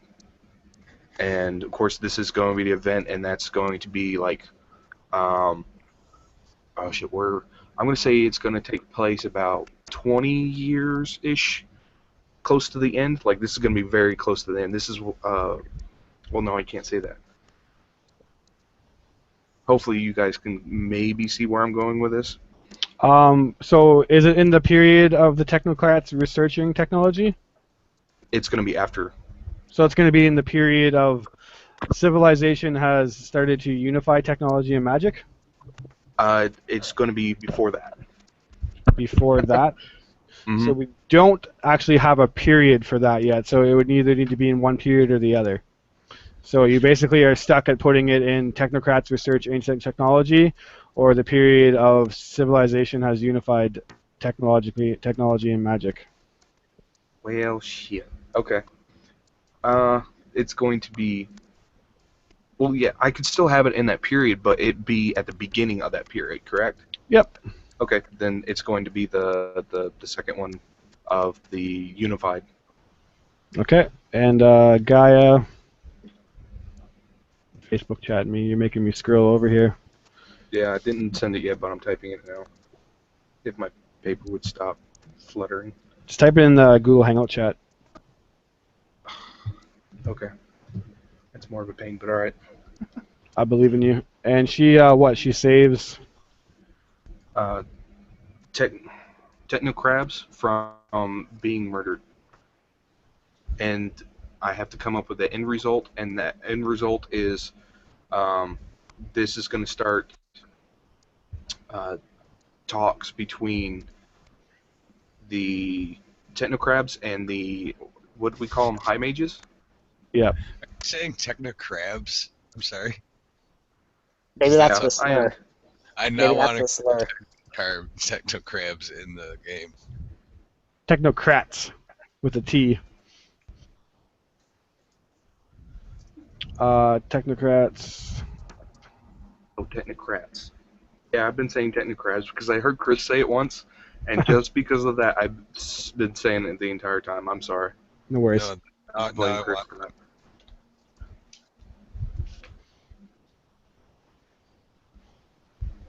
I'm just going to say Larajin because I also do not know how to pronounce that. So Gaia Larajin. Yeah, that's going to be a Saves shout out for Mary. technocrats from being murdered, starts discussions between factions. I'm just going to say Yeah. to keep it short. We all know what the two factions are. All right, so that's your two things, and now it goes over to Dennis. Alright, so I guess I would like to. We're in the period after magic. I guess I'd like to do a scene where after the fracture has happened and people are beginning to discover magic has entered into their world. Either they're discovering talents within themselves, they're seeing things in nature, things like that. So I guess the scene would be uh, it'll be a group of survivors, seeing as how the fracture has plunged the countryside kind of into chaos, and there's no more government or civilization to really count on anymore. And they're kind of camped out in this kind of glade.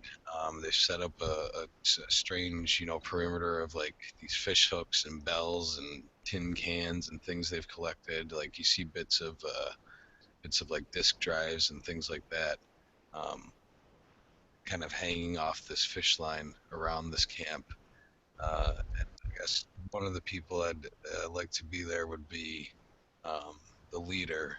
His name would be All right, Robert. sorry to cut you off. You're doing definitely. The only thing with a scene is we start with a question, right? And then it has to actually be in an event. I'm sorry, right? Oh. Yeah. But So it's okay. That sounds great. But It does sound great, but yeah, we need an event for it to go on. So you have a few to choose from, and So far, the only event that we have in the period of the Magic Fracture is the Dwarven Warlord captures neighboring city. So I don't know if that kind of fits. This surviving group can be kind of in the middle of this event if you want it to be.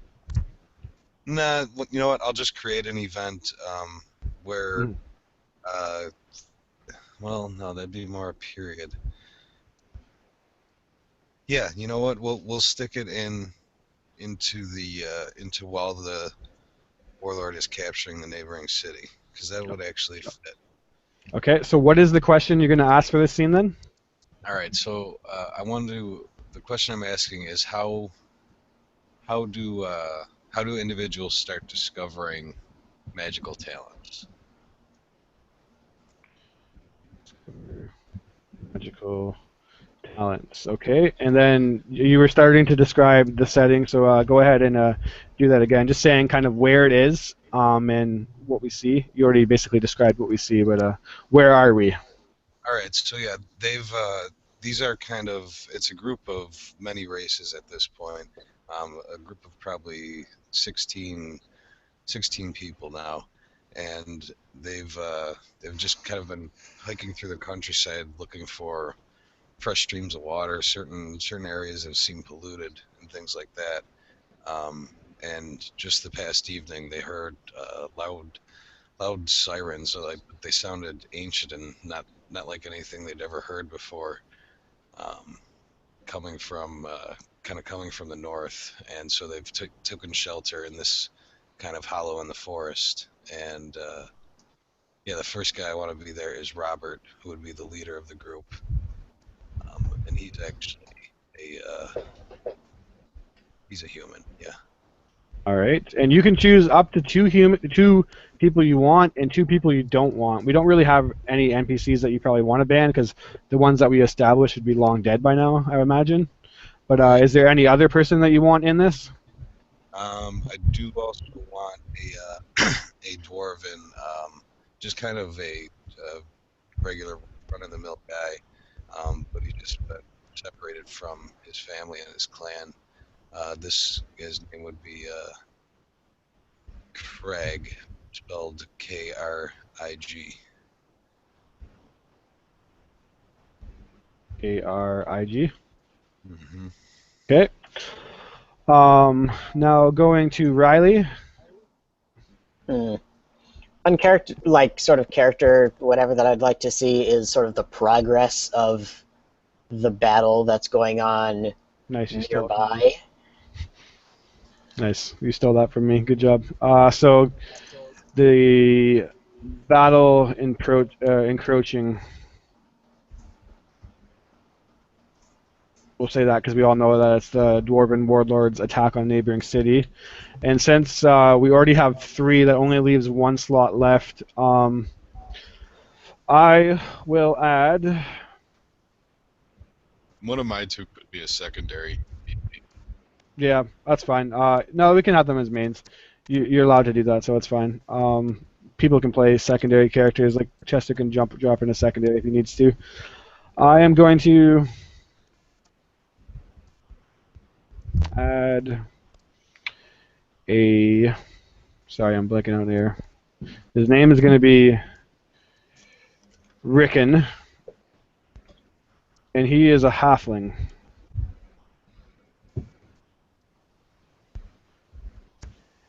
And he is actually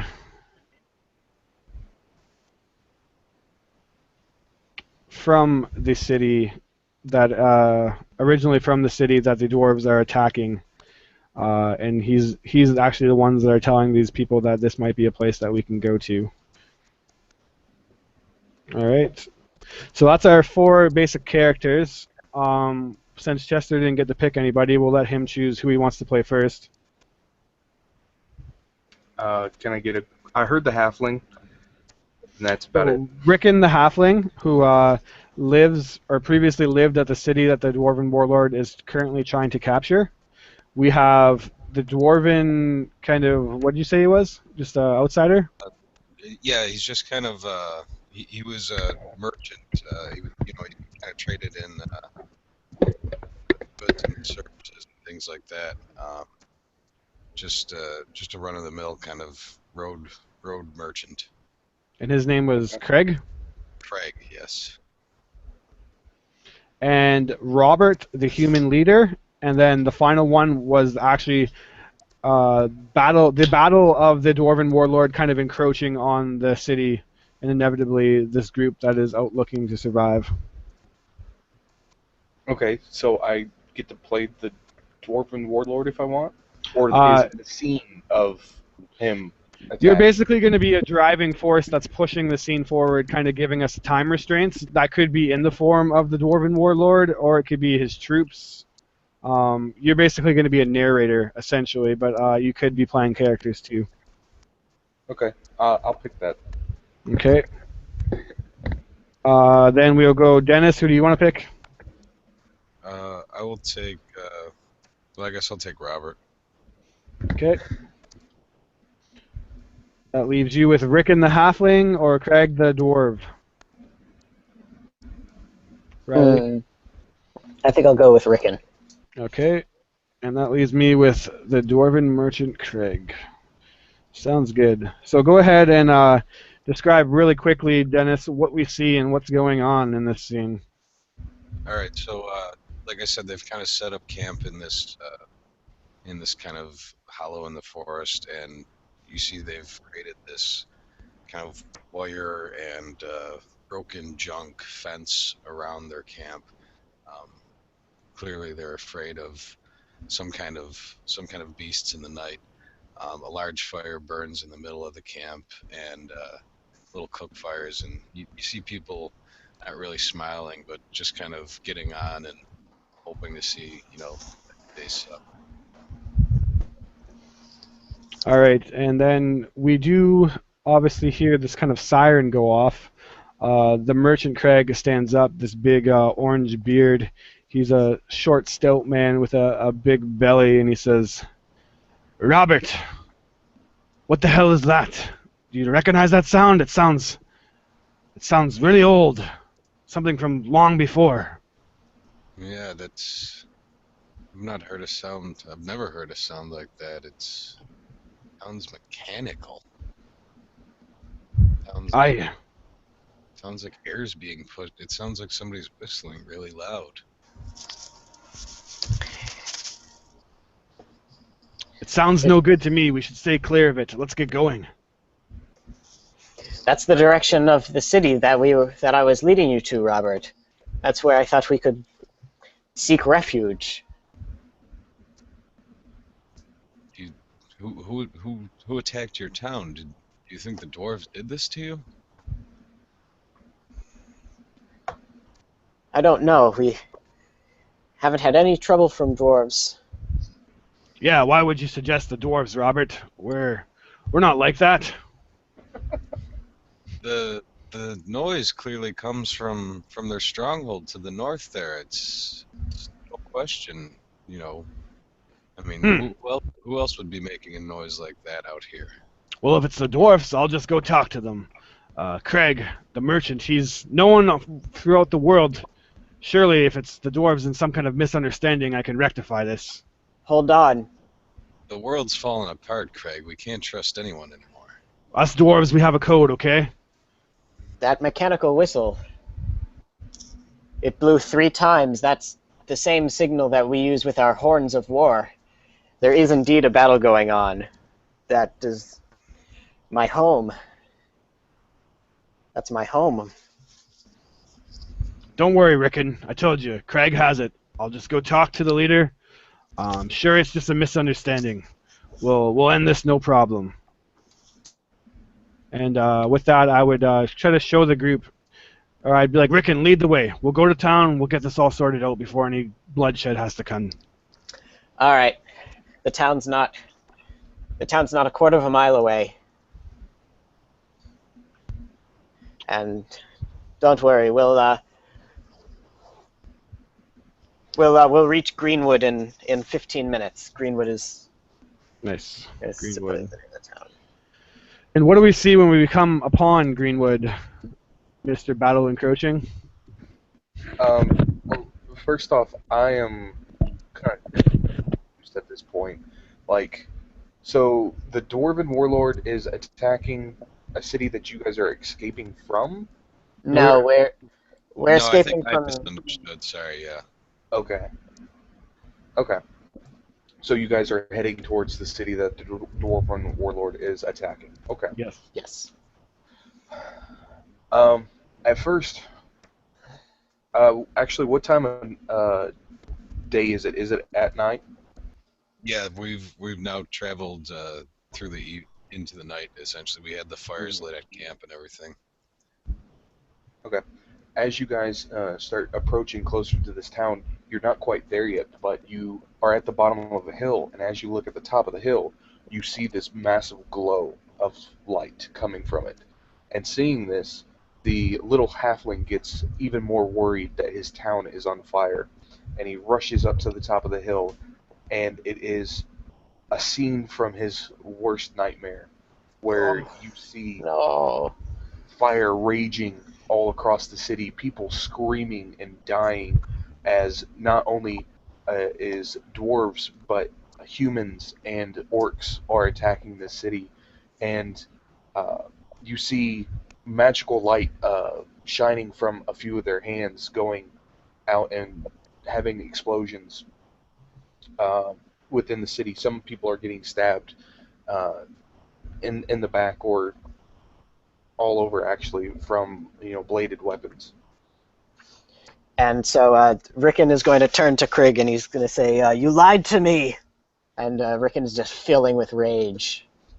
I'm sorry, little child. I I'm didn't. not a child. I don't. I mean, child. This must be some misunderstanding. Look, it's not just dwarfs. You see humans. I don't know what the hell is going on here. It's the What should we madness do? that's taken over all, and I kind of you see Robert kind of step back and kind of try to hide himself against this tree essentially. And he just kind of closes his eye and he looks like he's just lost deep in thought, just becoming oblivious to everything around you basically. Krieg would kind of approach on this embankment to get a better look, and as he sees these people having these explosions kind of come from their hand and whatnot, causing this fire, he would point and say, "Look, they're using the fractal shards. That's magic they're using down there."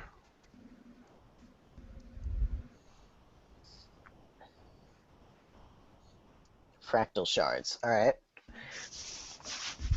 And so Rickon is now torn between rushing down into the battle to try and save his family and friends and standing there in fear and rage. I think he's going to try and run down and lunge for the nearest soldier and try and wrest a shard from his control to somehow be able to turn the tide and gain some sort of magical abilities. Absolutely. Craig would kind of approach you and say, "Listen, I know I said I would rectify this, but this is far worse. If you want to go in there, I'll be behind you, and I'll defend you with my life. We'll rectify this not by words. We'll rectify it by blood if we need to. I have your back, Rickon." And then with that, he would charge in with you and say, "Robert, it's not the time to think. It's the time to act." And flicking his eyes open, he kind of glares at you angrily, and you see him reach into this kind of deep pocket on his side, as and you guys are already well across the field, but he pulls out a small fractal shard that you've never seen him hold before, and he closes his eyes again, and suddenly you see strange movements in the sky above you, and suddenly clouds start swirling overhead, and a sudden downpour appears, and it seems to be surprisingly effective against the fires ravaging through. Cool. And I think at that point we've answered the question: how do individuals are discovering their magical talents? I kind of jumped out there and said we're harnessing these shards. Everyone agree that we answered the question? Yeah, I liked it a lot. Cool. So we have a couple NPCs to kind of potentially keep track of. It's going to be my screen's super crowded already, but the answer to the question is in the countryside along the city of Greenwood. We heard loud sirens and seen an attack. We discovered that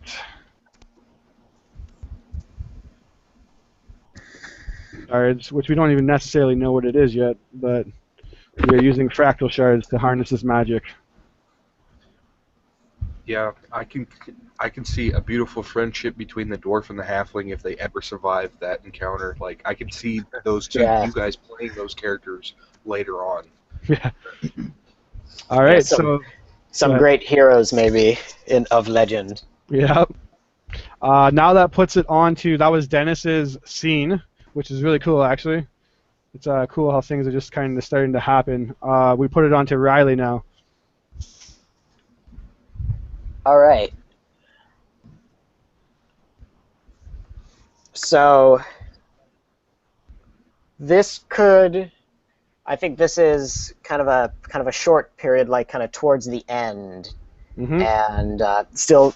So the focus is the world after magic, and so I think this period is going to be the quest to destroy the source of magic. And I think the quest and is the period, and I think the kind of the result of that is that it ultimately fails. Yeah, and that could be we necessarily wouldn't know that in the period itself. Oh, But, all right. Well, the quest to succeed or failed, I could leave that open, but yeah, absolutely. um, The quest to destroy the fractal shards, then we'll call it, since that's what I, unfortunately, for lack of better creativity, called them. um, Actually, I like can we that. say the quest to kind of destroy like the main Okay. fractal shard or Okay. something So like we're this? However, This the individual mini shards get their power. destroy fractal source. fractal source. Well, Yeah. that's because Yeah, the do you want fractal to shards we call it? have. Are you good with fractal source, or do you want to come up with another name for it? Hmm. It's your period. The fractal source of magic, known as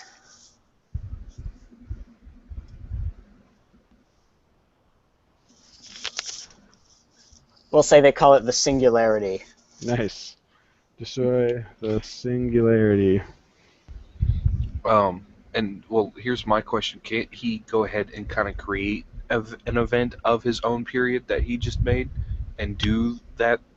The attack Uh, failed. he can I think I later only got one. he can later on do that, but he only gets one thing right now since he's not the lens. Okay. Period. And Uh, is that a light or dark quest? I say it's dark because people disagree on whether or not to take this out, Mm-hmm. to take on this quest, and I think there are definitely like lots of forces like working for and against, and all trying to have their own agenda related to this quest. And is this quest before you're saying after the technocrats research? After the technocrats, yeah. Okay, cool. That's really cool. All right, on to me. I am going to create an event called the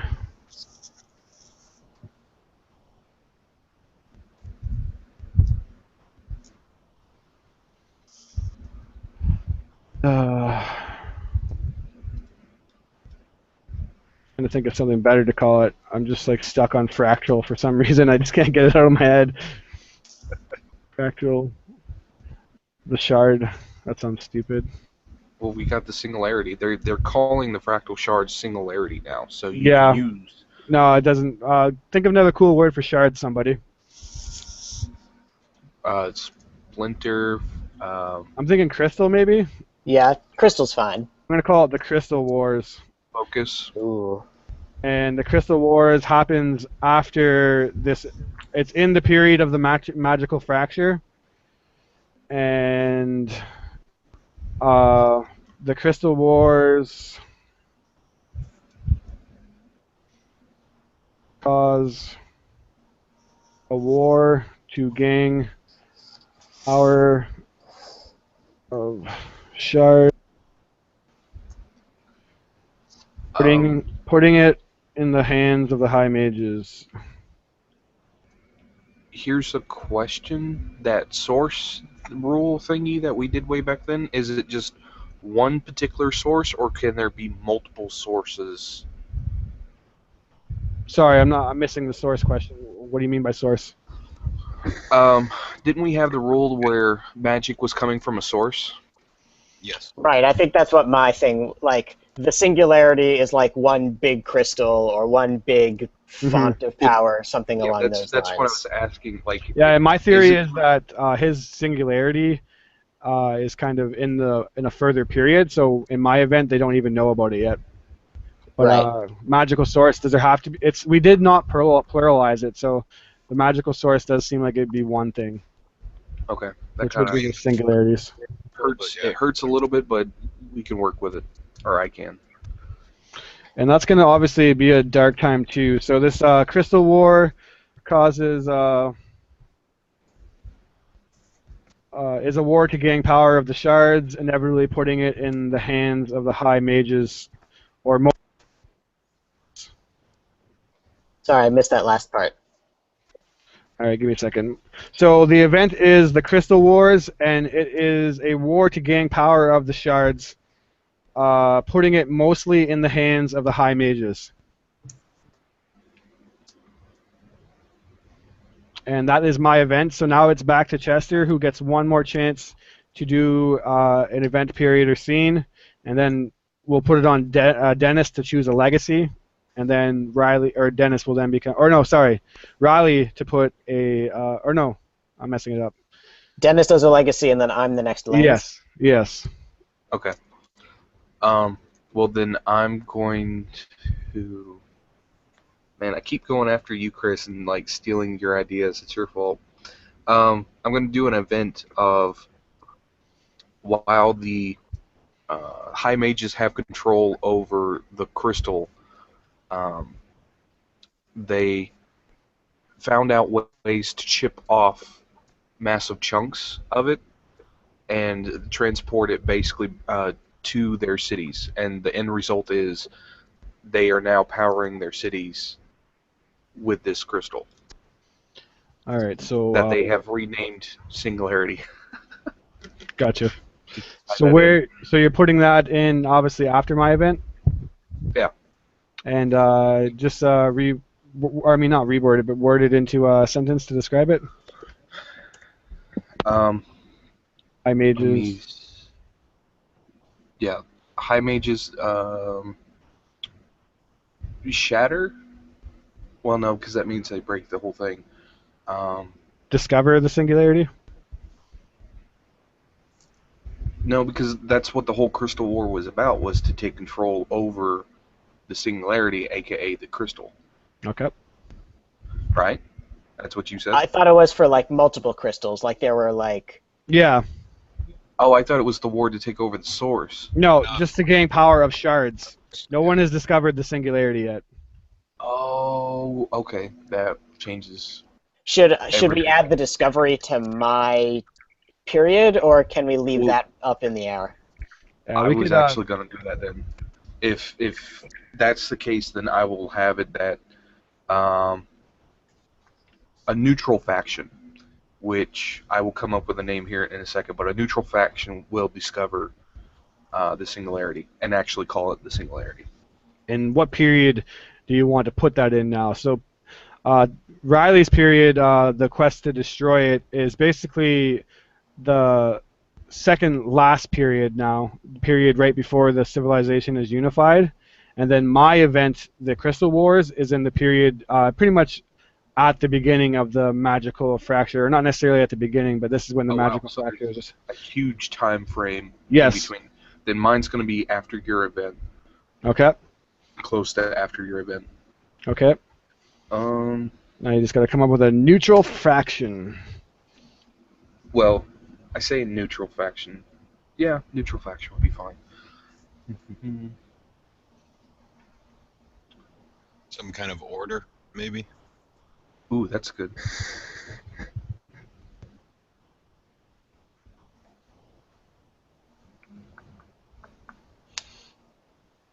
I like the fact that this order and the mages are two separate entities. Yeah, it's already asking more questions.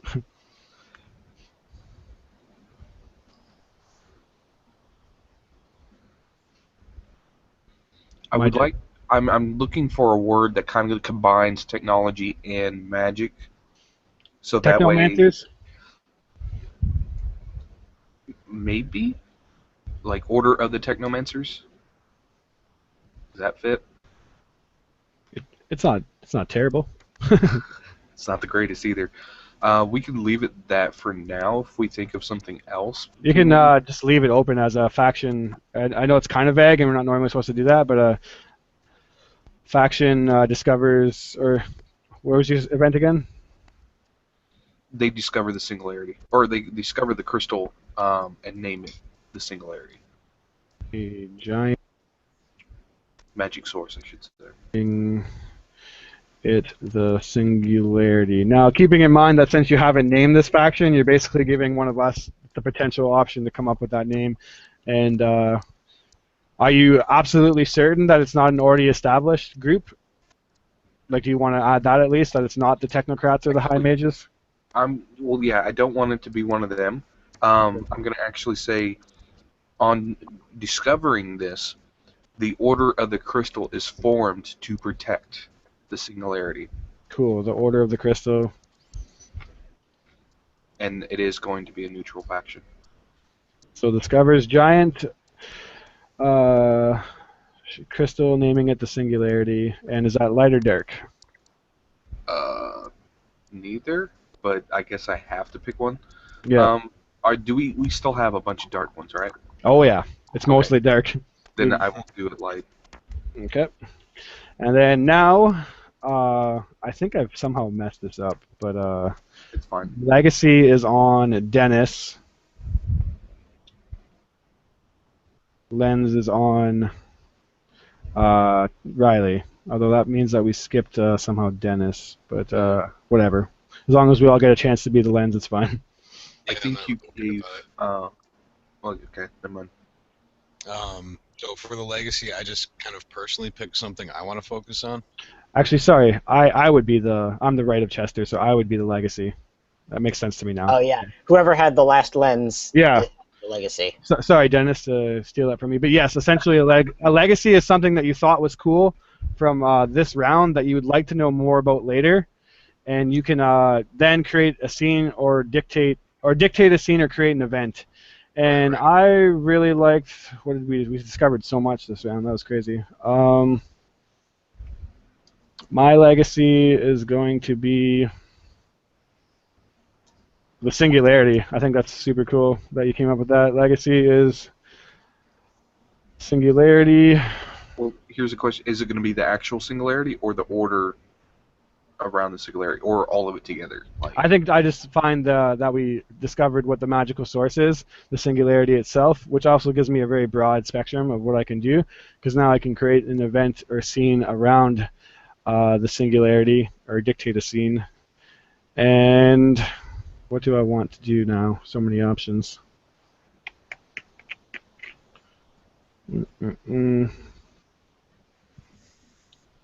I am going to create, this is actually going to be, I want to make sure I'm not breaking any rules. No, I'm not. I'm going to create an event where, or do I want to do a scene? I think I'm going to dictate a scene. And my question is, how do the technocrats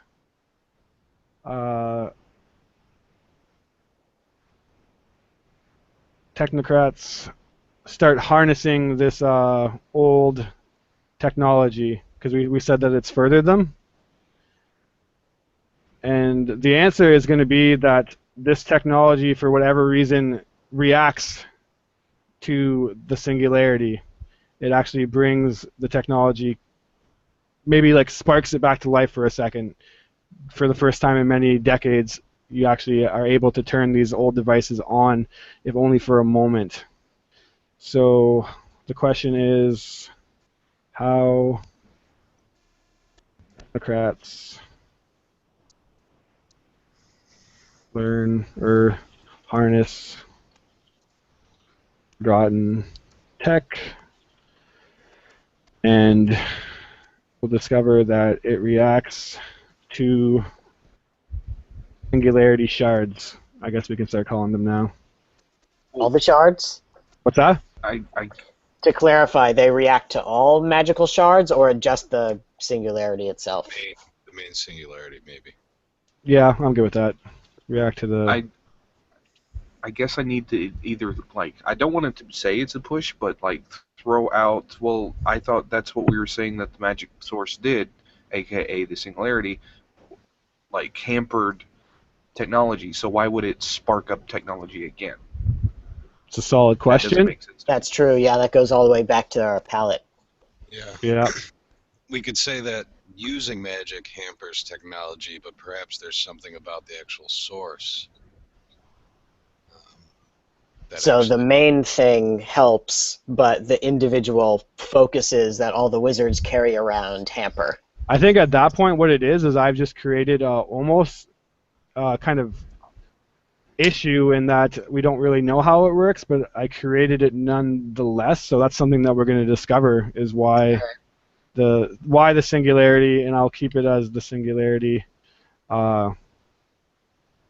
reacts to singularity. Yeah, I'm just going to keep it as that, and we'll have to figure out why initially it caused a blackout, but for some reason now, many decades or centuries later, is able to turn it back on. It doesn't necessarily break the palette. Like I haven't done anything that says yes or no. I totally have some ideas for this, so that's kind of cool. And then now I just gotta discuss or write down a setting. I'll let you start picking your focus, Dennis, while I write it down, and then after you tell your focus, I will hopefully have it written down the setting. Am I the focus or Dennis? Or well, let's see, because you basically move. Dennis would be. It is Dennis, yeah. All right, cool. And then we'll end the session after everyone's been the lens once, since it's already been a pretty good time. And we already have a ton of stuff. So yeah, Dennis, you pick your focus. I'm gonna write down my setting.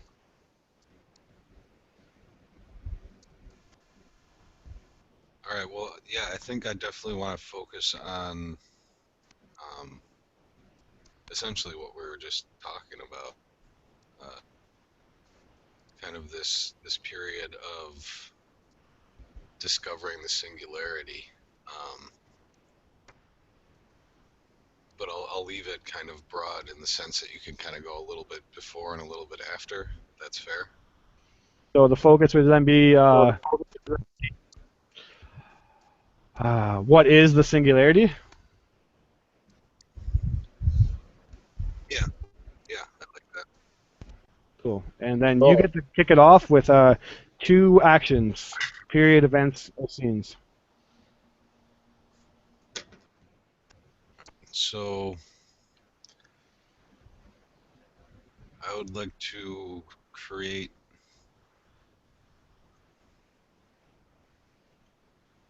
Well, wait. Well, your scene. What was this? What was the question your scene just answered? How did the technocrats start harnessing this forgotten tech? And then I finished my setting. It is in the ancient ruins of Shakara, which is the orc city that we started this kind of whole thing in. And the way they start harnessing the technology is it reacts to the singularity. Right. Okay. So I want to create an event where the neutral faction, which I'm going to name the Order of Victor's Hand, discover the ancient city of Shakara, and they bring with them some miscellaneous technology, and it springs to life. So that now we have an actual spot to interact in there if we want. All right, and where are we putting that event? That would be. Let me look at all the periods here. And the neutral faction, did you not name it, Chester? I thought I named it Order of the Crystal. Oh, I thought that was after they discovered. No, I guess the order of the crystal is who discovered it. Awesome. Yeah. All right, so the Which order I of the kind of like your idea better, so I will sacrifice the Order of the Crystal for Order of the Victor. Did you say order of Victor Victor's Tan? hand. Or Yeah, order of Victor's hand. Okay. We'll scrap it. yeah, I like that better. Order of.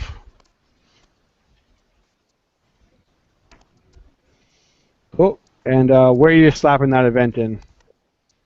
So I do. I guess this would be in the period of the well, yeah, I mean it's definitely in the magical fracture, but it would be before or wait.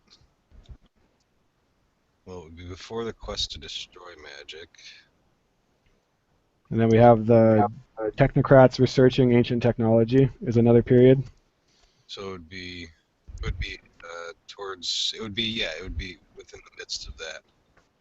Okay, and then for events in there, what we have so far is technocrats discover mummified AI, resulting in the advance of their studies, and then another technocrats discover that nanotech is on these mummies, furthering their tech, and then also the prosecution of technocrats by high mages. So that's the events that we have so far, and the order that they've been placed in. You can place this event wherever you feel it goes. This would be, I guess this would be the first of those. Okay. Yeah, I think that makes sense.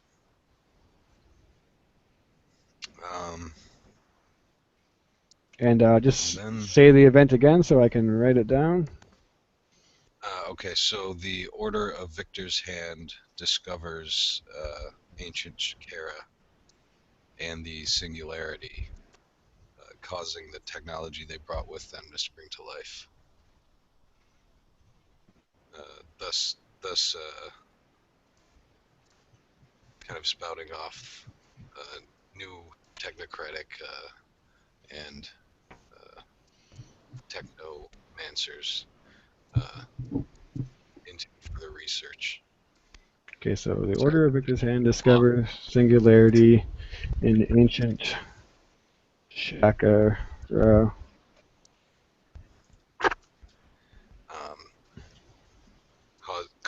Causing new discoveries, and this will be a period of light. Okay.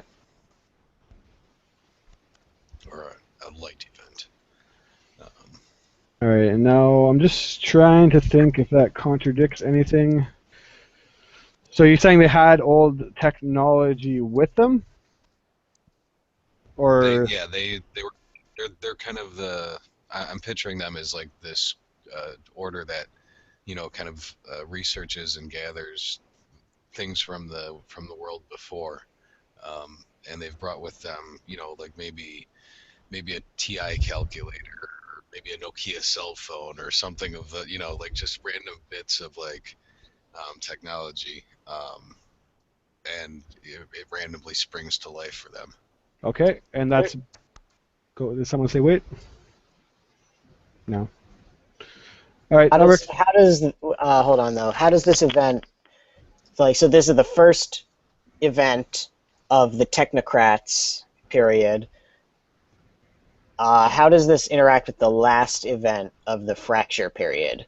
Because it seems like, so the Order of Victor's Hand discovers the singularity, Orders of Victor's Hand discovers the singularity. It kind of seems to be duplicate for me.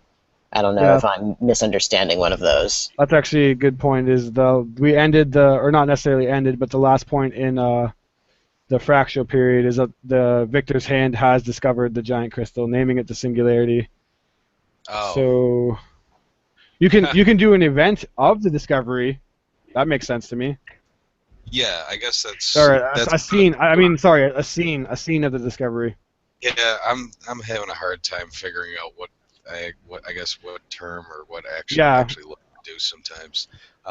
Yeah, I guess I actually wanted to do a scene of that. Sorry, it took me so long to realize it. No worries. It is a bit confusing. Like honestly, I can see that it is kind of hard to track without having index cards in front of you as a group. So we're gonna do a Yeah. scene. And what is your question then? What actually happened at the site of ancient Shakera when the Order of Victor's Hand discovered it? Happened when victors and discovered singularity. All right, and to me, it kind of seems weird to establish the setting first. Do we want to pick characters first, or does everyone think that setting is better? I guess maybe setting's better so that we can figure out what characters we want to play. Yeah. So Well, I yeah, think go ahead and you already described that it's Shakera, so we know that yeah. ancient Shakera, and Um, that's probably enough realistically. You can go in a little more detail if you need to. no, I mean, if anything, the entrance to the ruins. Like Okay. Entrance to a ruin. Ruin. We also just established where the ancient or the singularity is now. Yep, definitely. Mhm. Yes, we did. It's in Shakira. So now, who do you want in this scene? Two people, or at least two people that you think need to be in the scene. all right, uh, well, we'll have one of the high priest. No, I don't want to call him a high priest. Um, one of the erudites. Um, his name. He actually takes the name of Victor. Okay. So this is Victor, and is this who Victor's hand is named after, or just No, coincidence? Maybe.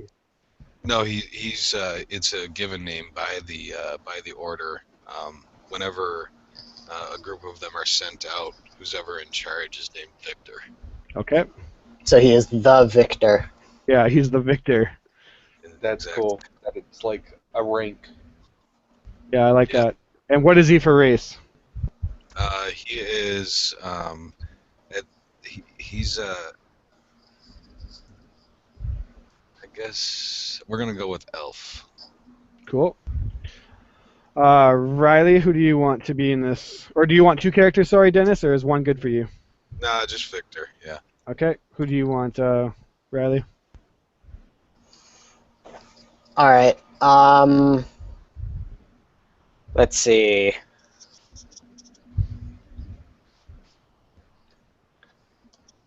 This is going to be Hans, the dwarven kind of archaeologist who kind of, in an ironic twist of fate, is an expert in kind of more orc history. Cool. On to me. Event. Or scene. Just trying to think here. I think I am going to add a much, much older Rickon the halfling. Ooh, awesome. Very cool. And that leaves us with or no. Well, yeah, Nope. it does leave us with 4. That's that's only just- 3, isn't it? Yeah. Yeah, I sorry. get So, yeah, yes, sorry. I see what I did there. Victor, Hans, and Rickon. Yeah, I just wrote it to make it look real weird. My bad. Mm. Go ahead, Rickon, and who do you want?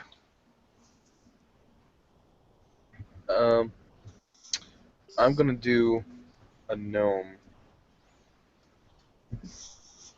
which I'm trying to find his name now because gnome names are kind of hard to just generate off the top of your head.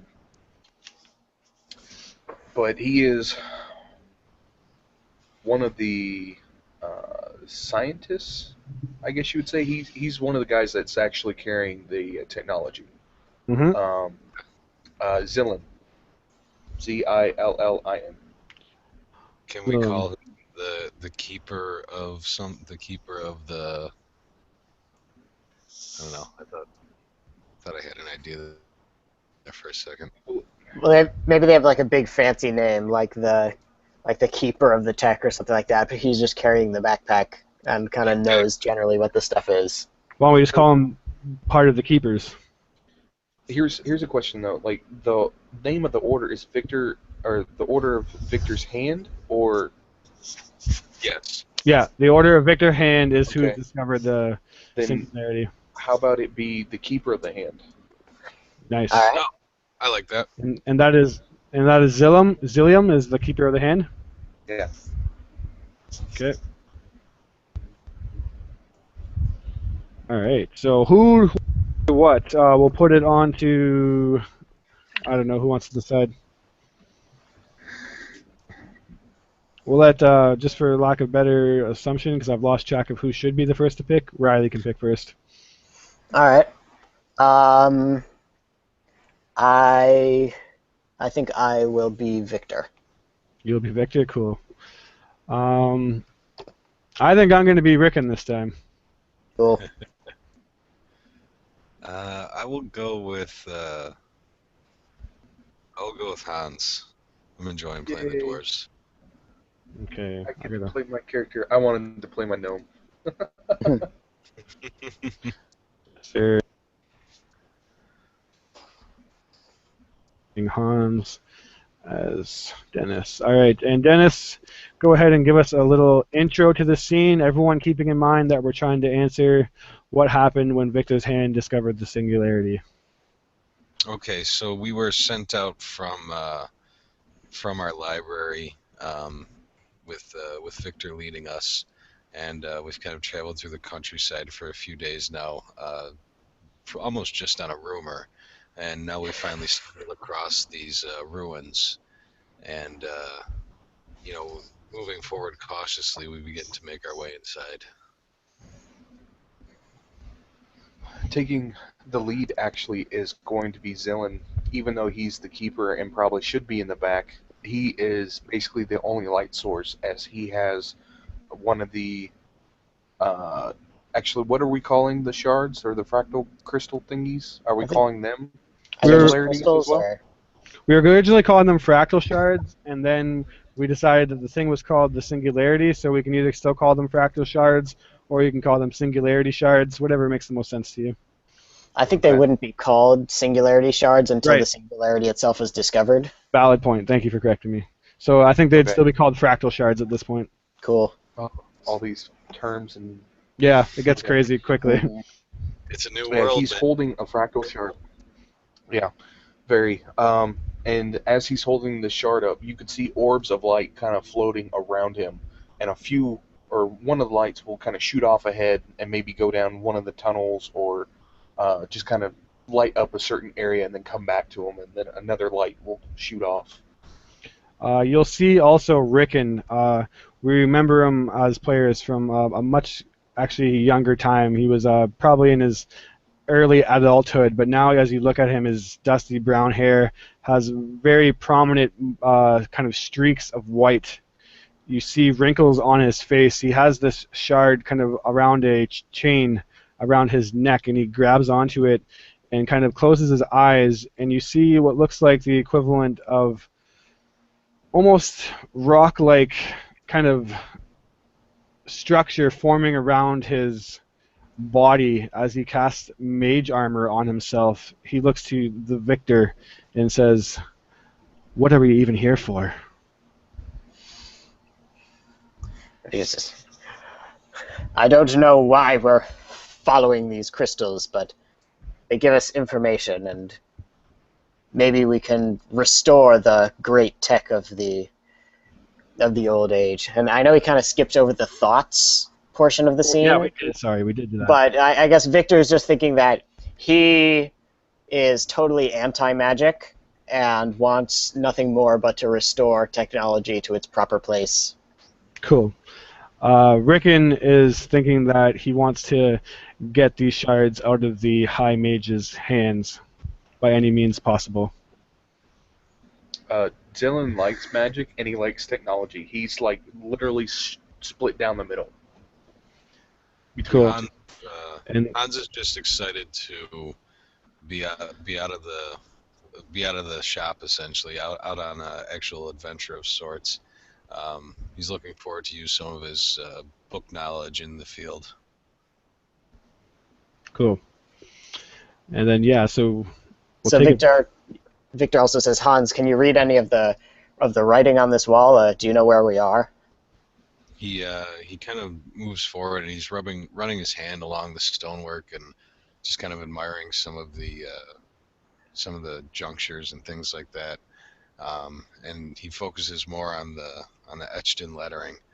He says, "Yes, this is orc here on the wall. This is ancient orc writing. This might be from before the break, before the fracture." Rickon says, I thought most orc cities were completely blotted out. Wasn't there some war from many centuries back? Yeah, that we rarely, if ever, get concrete, uh, any kind of concrete evidence of anything lasting after the fracture and the calamities that followed. Um, and he kind of gets lost in thought and he trails off as he continues following this line of writing down the wall, kind of stumbling forward, not paying attention to where he's going and leaving the light. What does it say, Hans? Can you read it? It's Shakara. It says it's Shakara. It can't be though. And he I keeps thought heading. Shakra was a legend. I thought orcs were a legend. Zillium, are you getting any readings from your whatever the hell you do to find these? Really?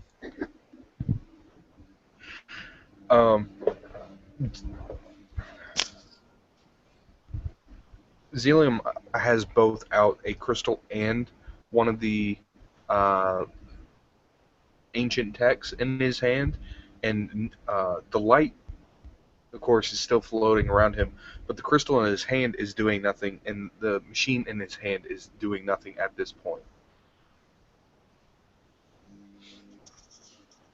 And then I imagine that we come upon this kind of ruin that we're already in, and as we open up, for whatever reason, this city is now buried underground, and as we come to the bottom of this ruins, we open up to see this city laid out in like dirt and gravel. Most of the structures have been like just absolutely blown up and like eroded away. We look to the top of the ceiling, and for whatever reason, a kind of cave foundation has made itself over this from the decades and centuries of just sand pushing over top of it. We look and we see this center kind of massive building. It looks maybe like a temple or something to Rick, and he has no clue, but there's this huge hole of like something that's hit through it. And he points across this wasteland city that looks like it was at some time great. You see all these like high-end looking vehicles and stuff that are just completely eroded.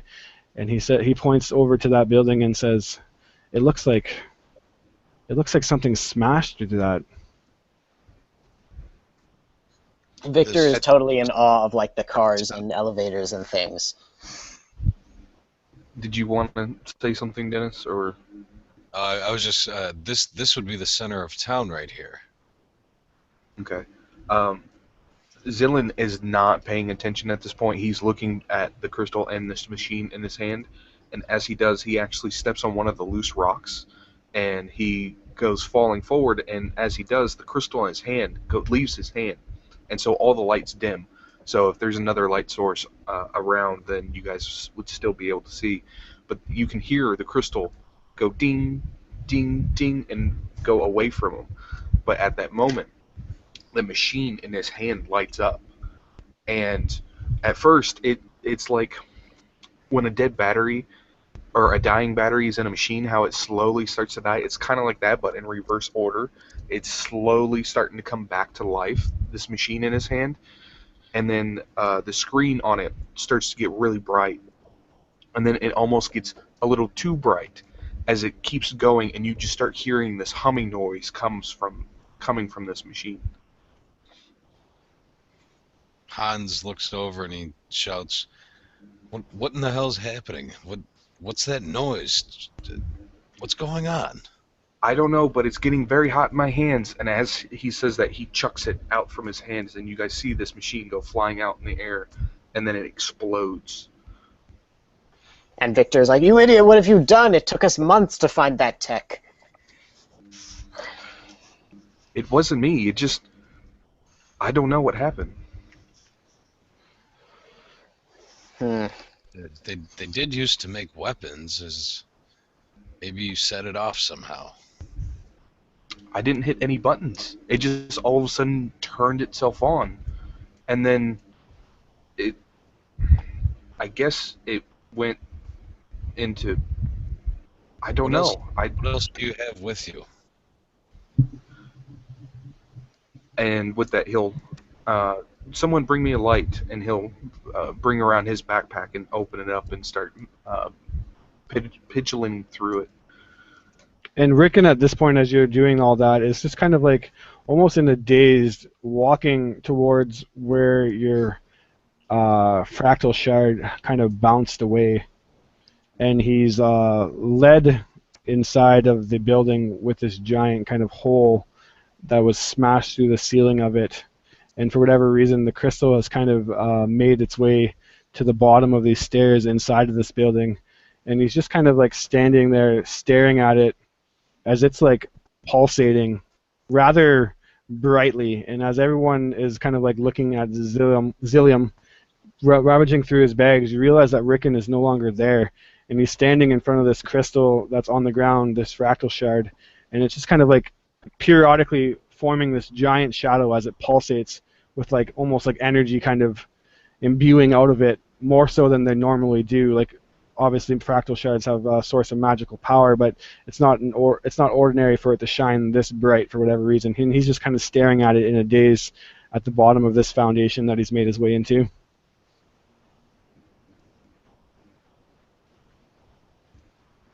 Hans, seeing his old friend becoming transfixed by the crystal, knowing his love for them, kind of begins to rush down to his side. But as he does, he kind of glances through, another opening in kind of a neighboring wall, and he sees a shadow move through it. Kind of as he passes the opening, the shadow moves along with him. But it clearly wasn't a shadow thrown by him. He stops suddenly and kind of calls out and turns in that direction and just kind of shakes his hand, shakes his finger, pointing out. There's something there. Victor draws a sword and approaches through the dark opening.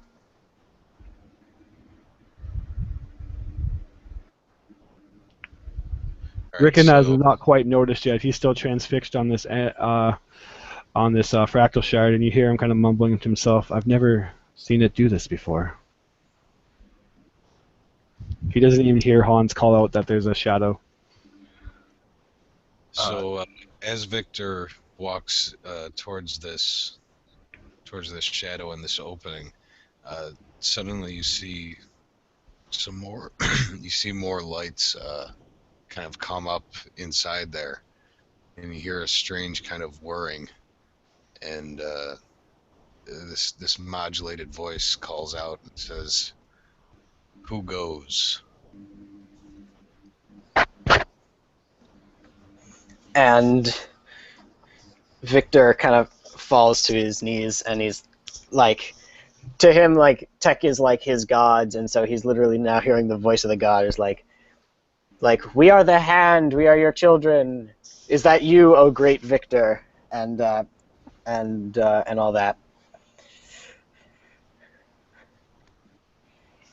Yeah, at this point, Zillion will have opened his bag, and there's just this great light coming out from the bag as he reaches in and pulls out, and I'm just going to go ahead and say it. He basically pulls out a flashlight but of course he doesn't know it's a flashlight, and it's Right. just like shining this beam, and he's just like, oh, and he starts wiggling around like a little kid with a flashlight, thinking it's a sword. He's kind of doing that at Mhm. first. He's like, oh, this is so cool. What? But Catching and then he tries to cut something with it, and it doesn't work, and he's just like, huh, okay. And he sets that down, and he pulls out something else. But I will go ahead and let somebody else throw out something if they want. Yeah, I'll let you go, Dennis, with your modulated voice, if that's cool. All right, Yeah.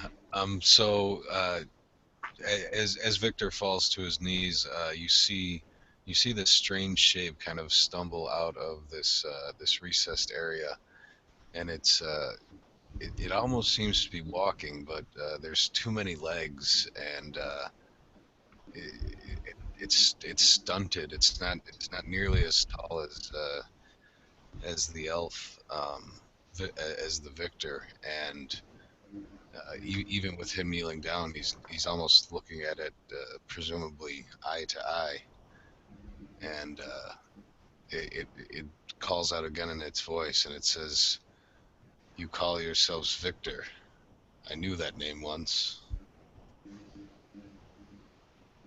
Where where do you get the name?"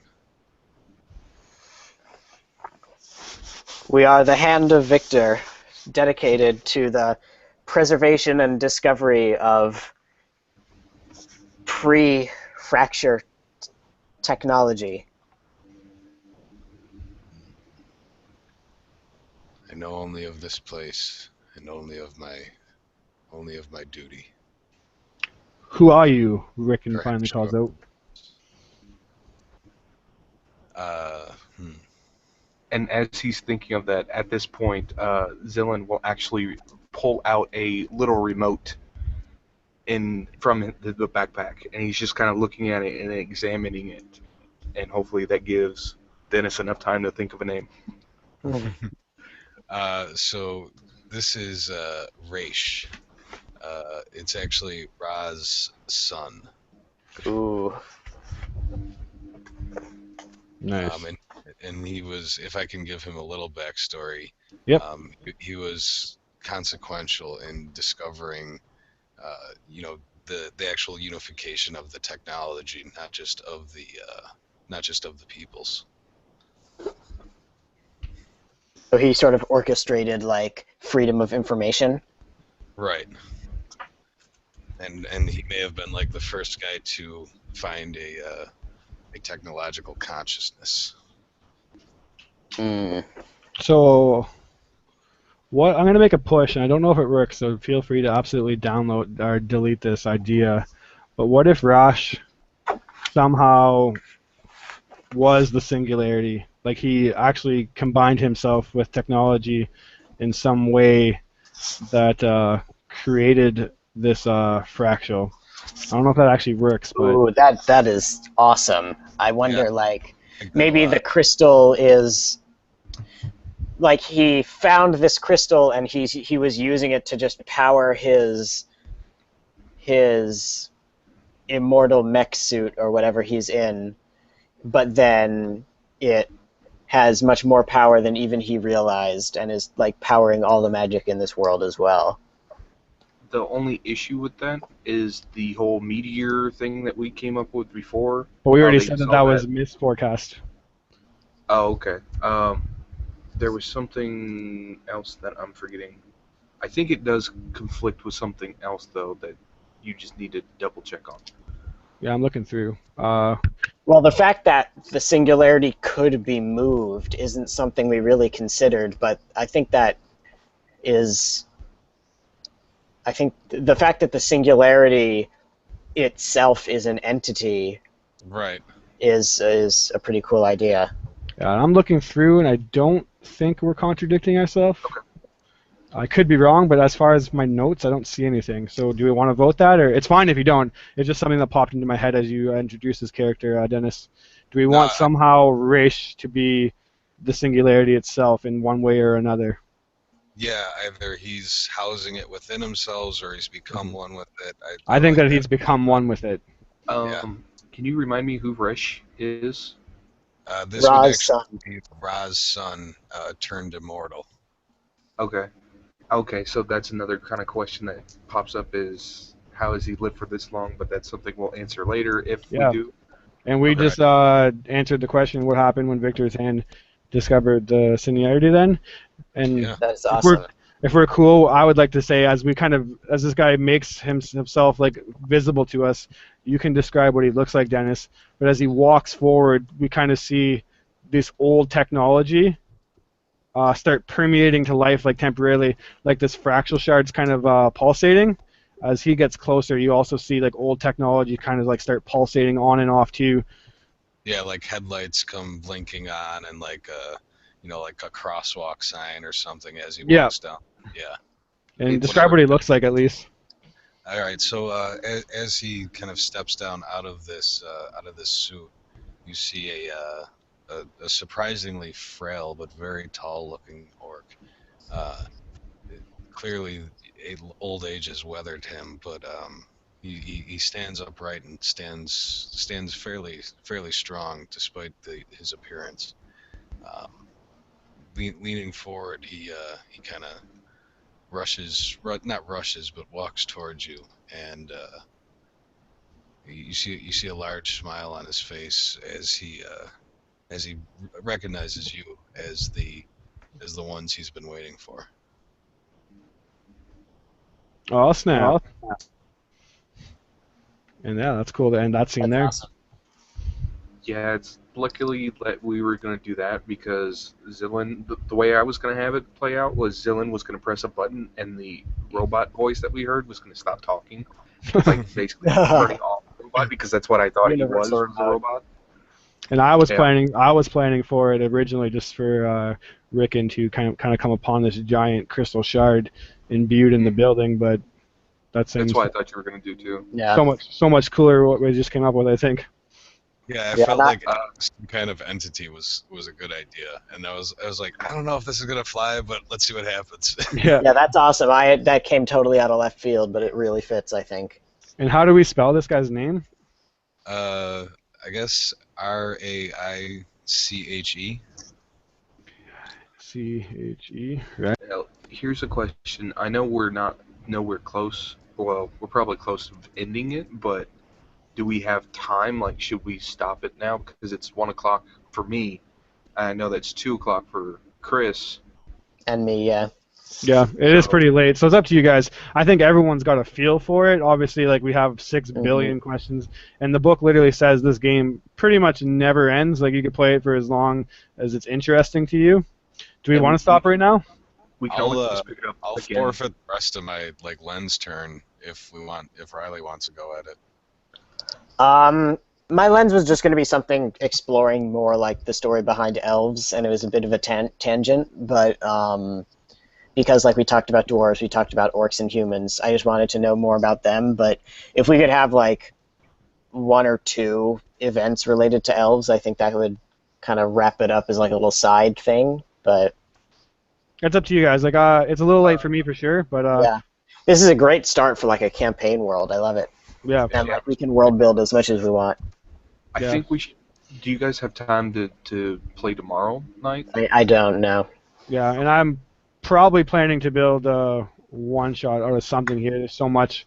It's actually crazy how much we just came up with. Yeah. Could we maybe send you, Chris, an event or period or two of basically what Riley just said of the elves, like trying to help flesh out a little bit more of the world? Would that be fine? Or We'll think about it. I don't think we need it. It was really such a side thing that would have Anyways. started a whole other thing, but that's awesome. Yeah. Yeah, sorry. So let's end the live broadcast, and we'll talk about this later. So essentially, we probably broke a few rules, anyone who was watching this, but that essentially is Microscope. And as you can see, we literally just built this super diverse world with only roughly, 3 hours? And that's Yeah. like a whole entire history of things that you can pull from a campaign. So that's why I think this system is pretty useful in the sense of building your campaigns and maybe ideas. anyone who watched this, thank you for checking it out. Hopefully this kind of piqued your interest because I do actually really like this game and kind of want to run some more, do some test runs with it, implementing it into session 0. And thank you to Chester, Dennis, and Riley. Do you guys have any kind of closing words before we shut it down? Just thanks for the opportunity. This was a lot of fun, man. Yeah, this is great. And Major, I'm just blown away. Like, one thing, I read a few, like, articles about this and, like, stories of other people who had played it. Mm-hmm. And, like, the twist of, like, the singularity is a guy is, like, up there with... That's really awesome. Yeah, absolutely. I agree. Chester, any closing words? No? You guys have fun playing RPGs and don't be an ass. All right. All right. Well, see you guys later. We'll end the broadcast here, and we'll talk after.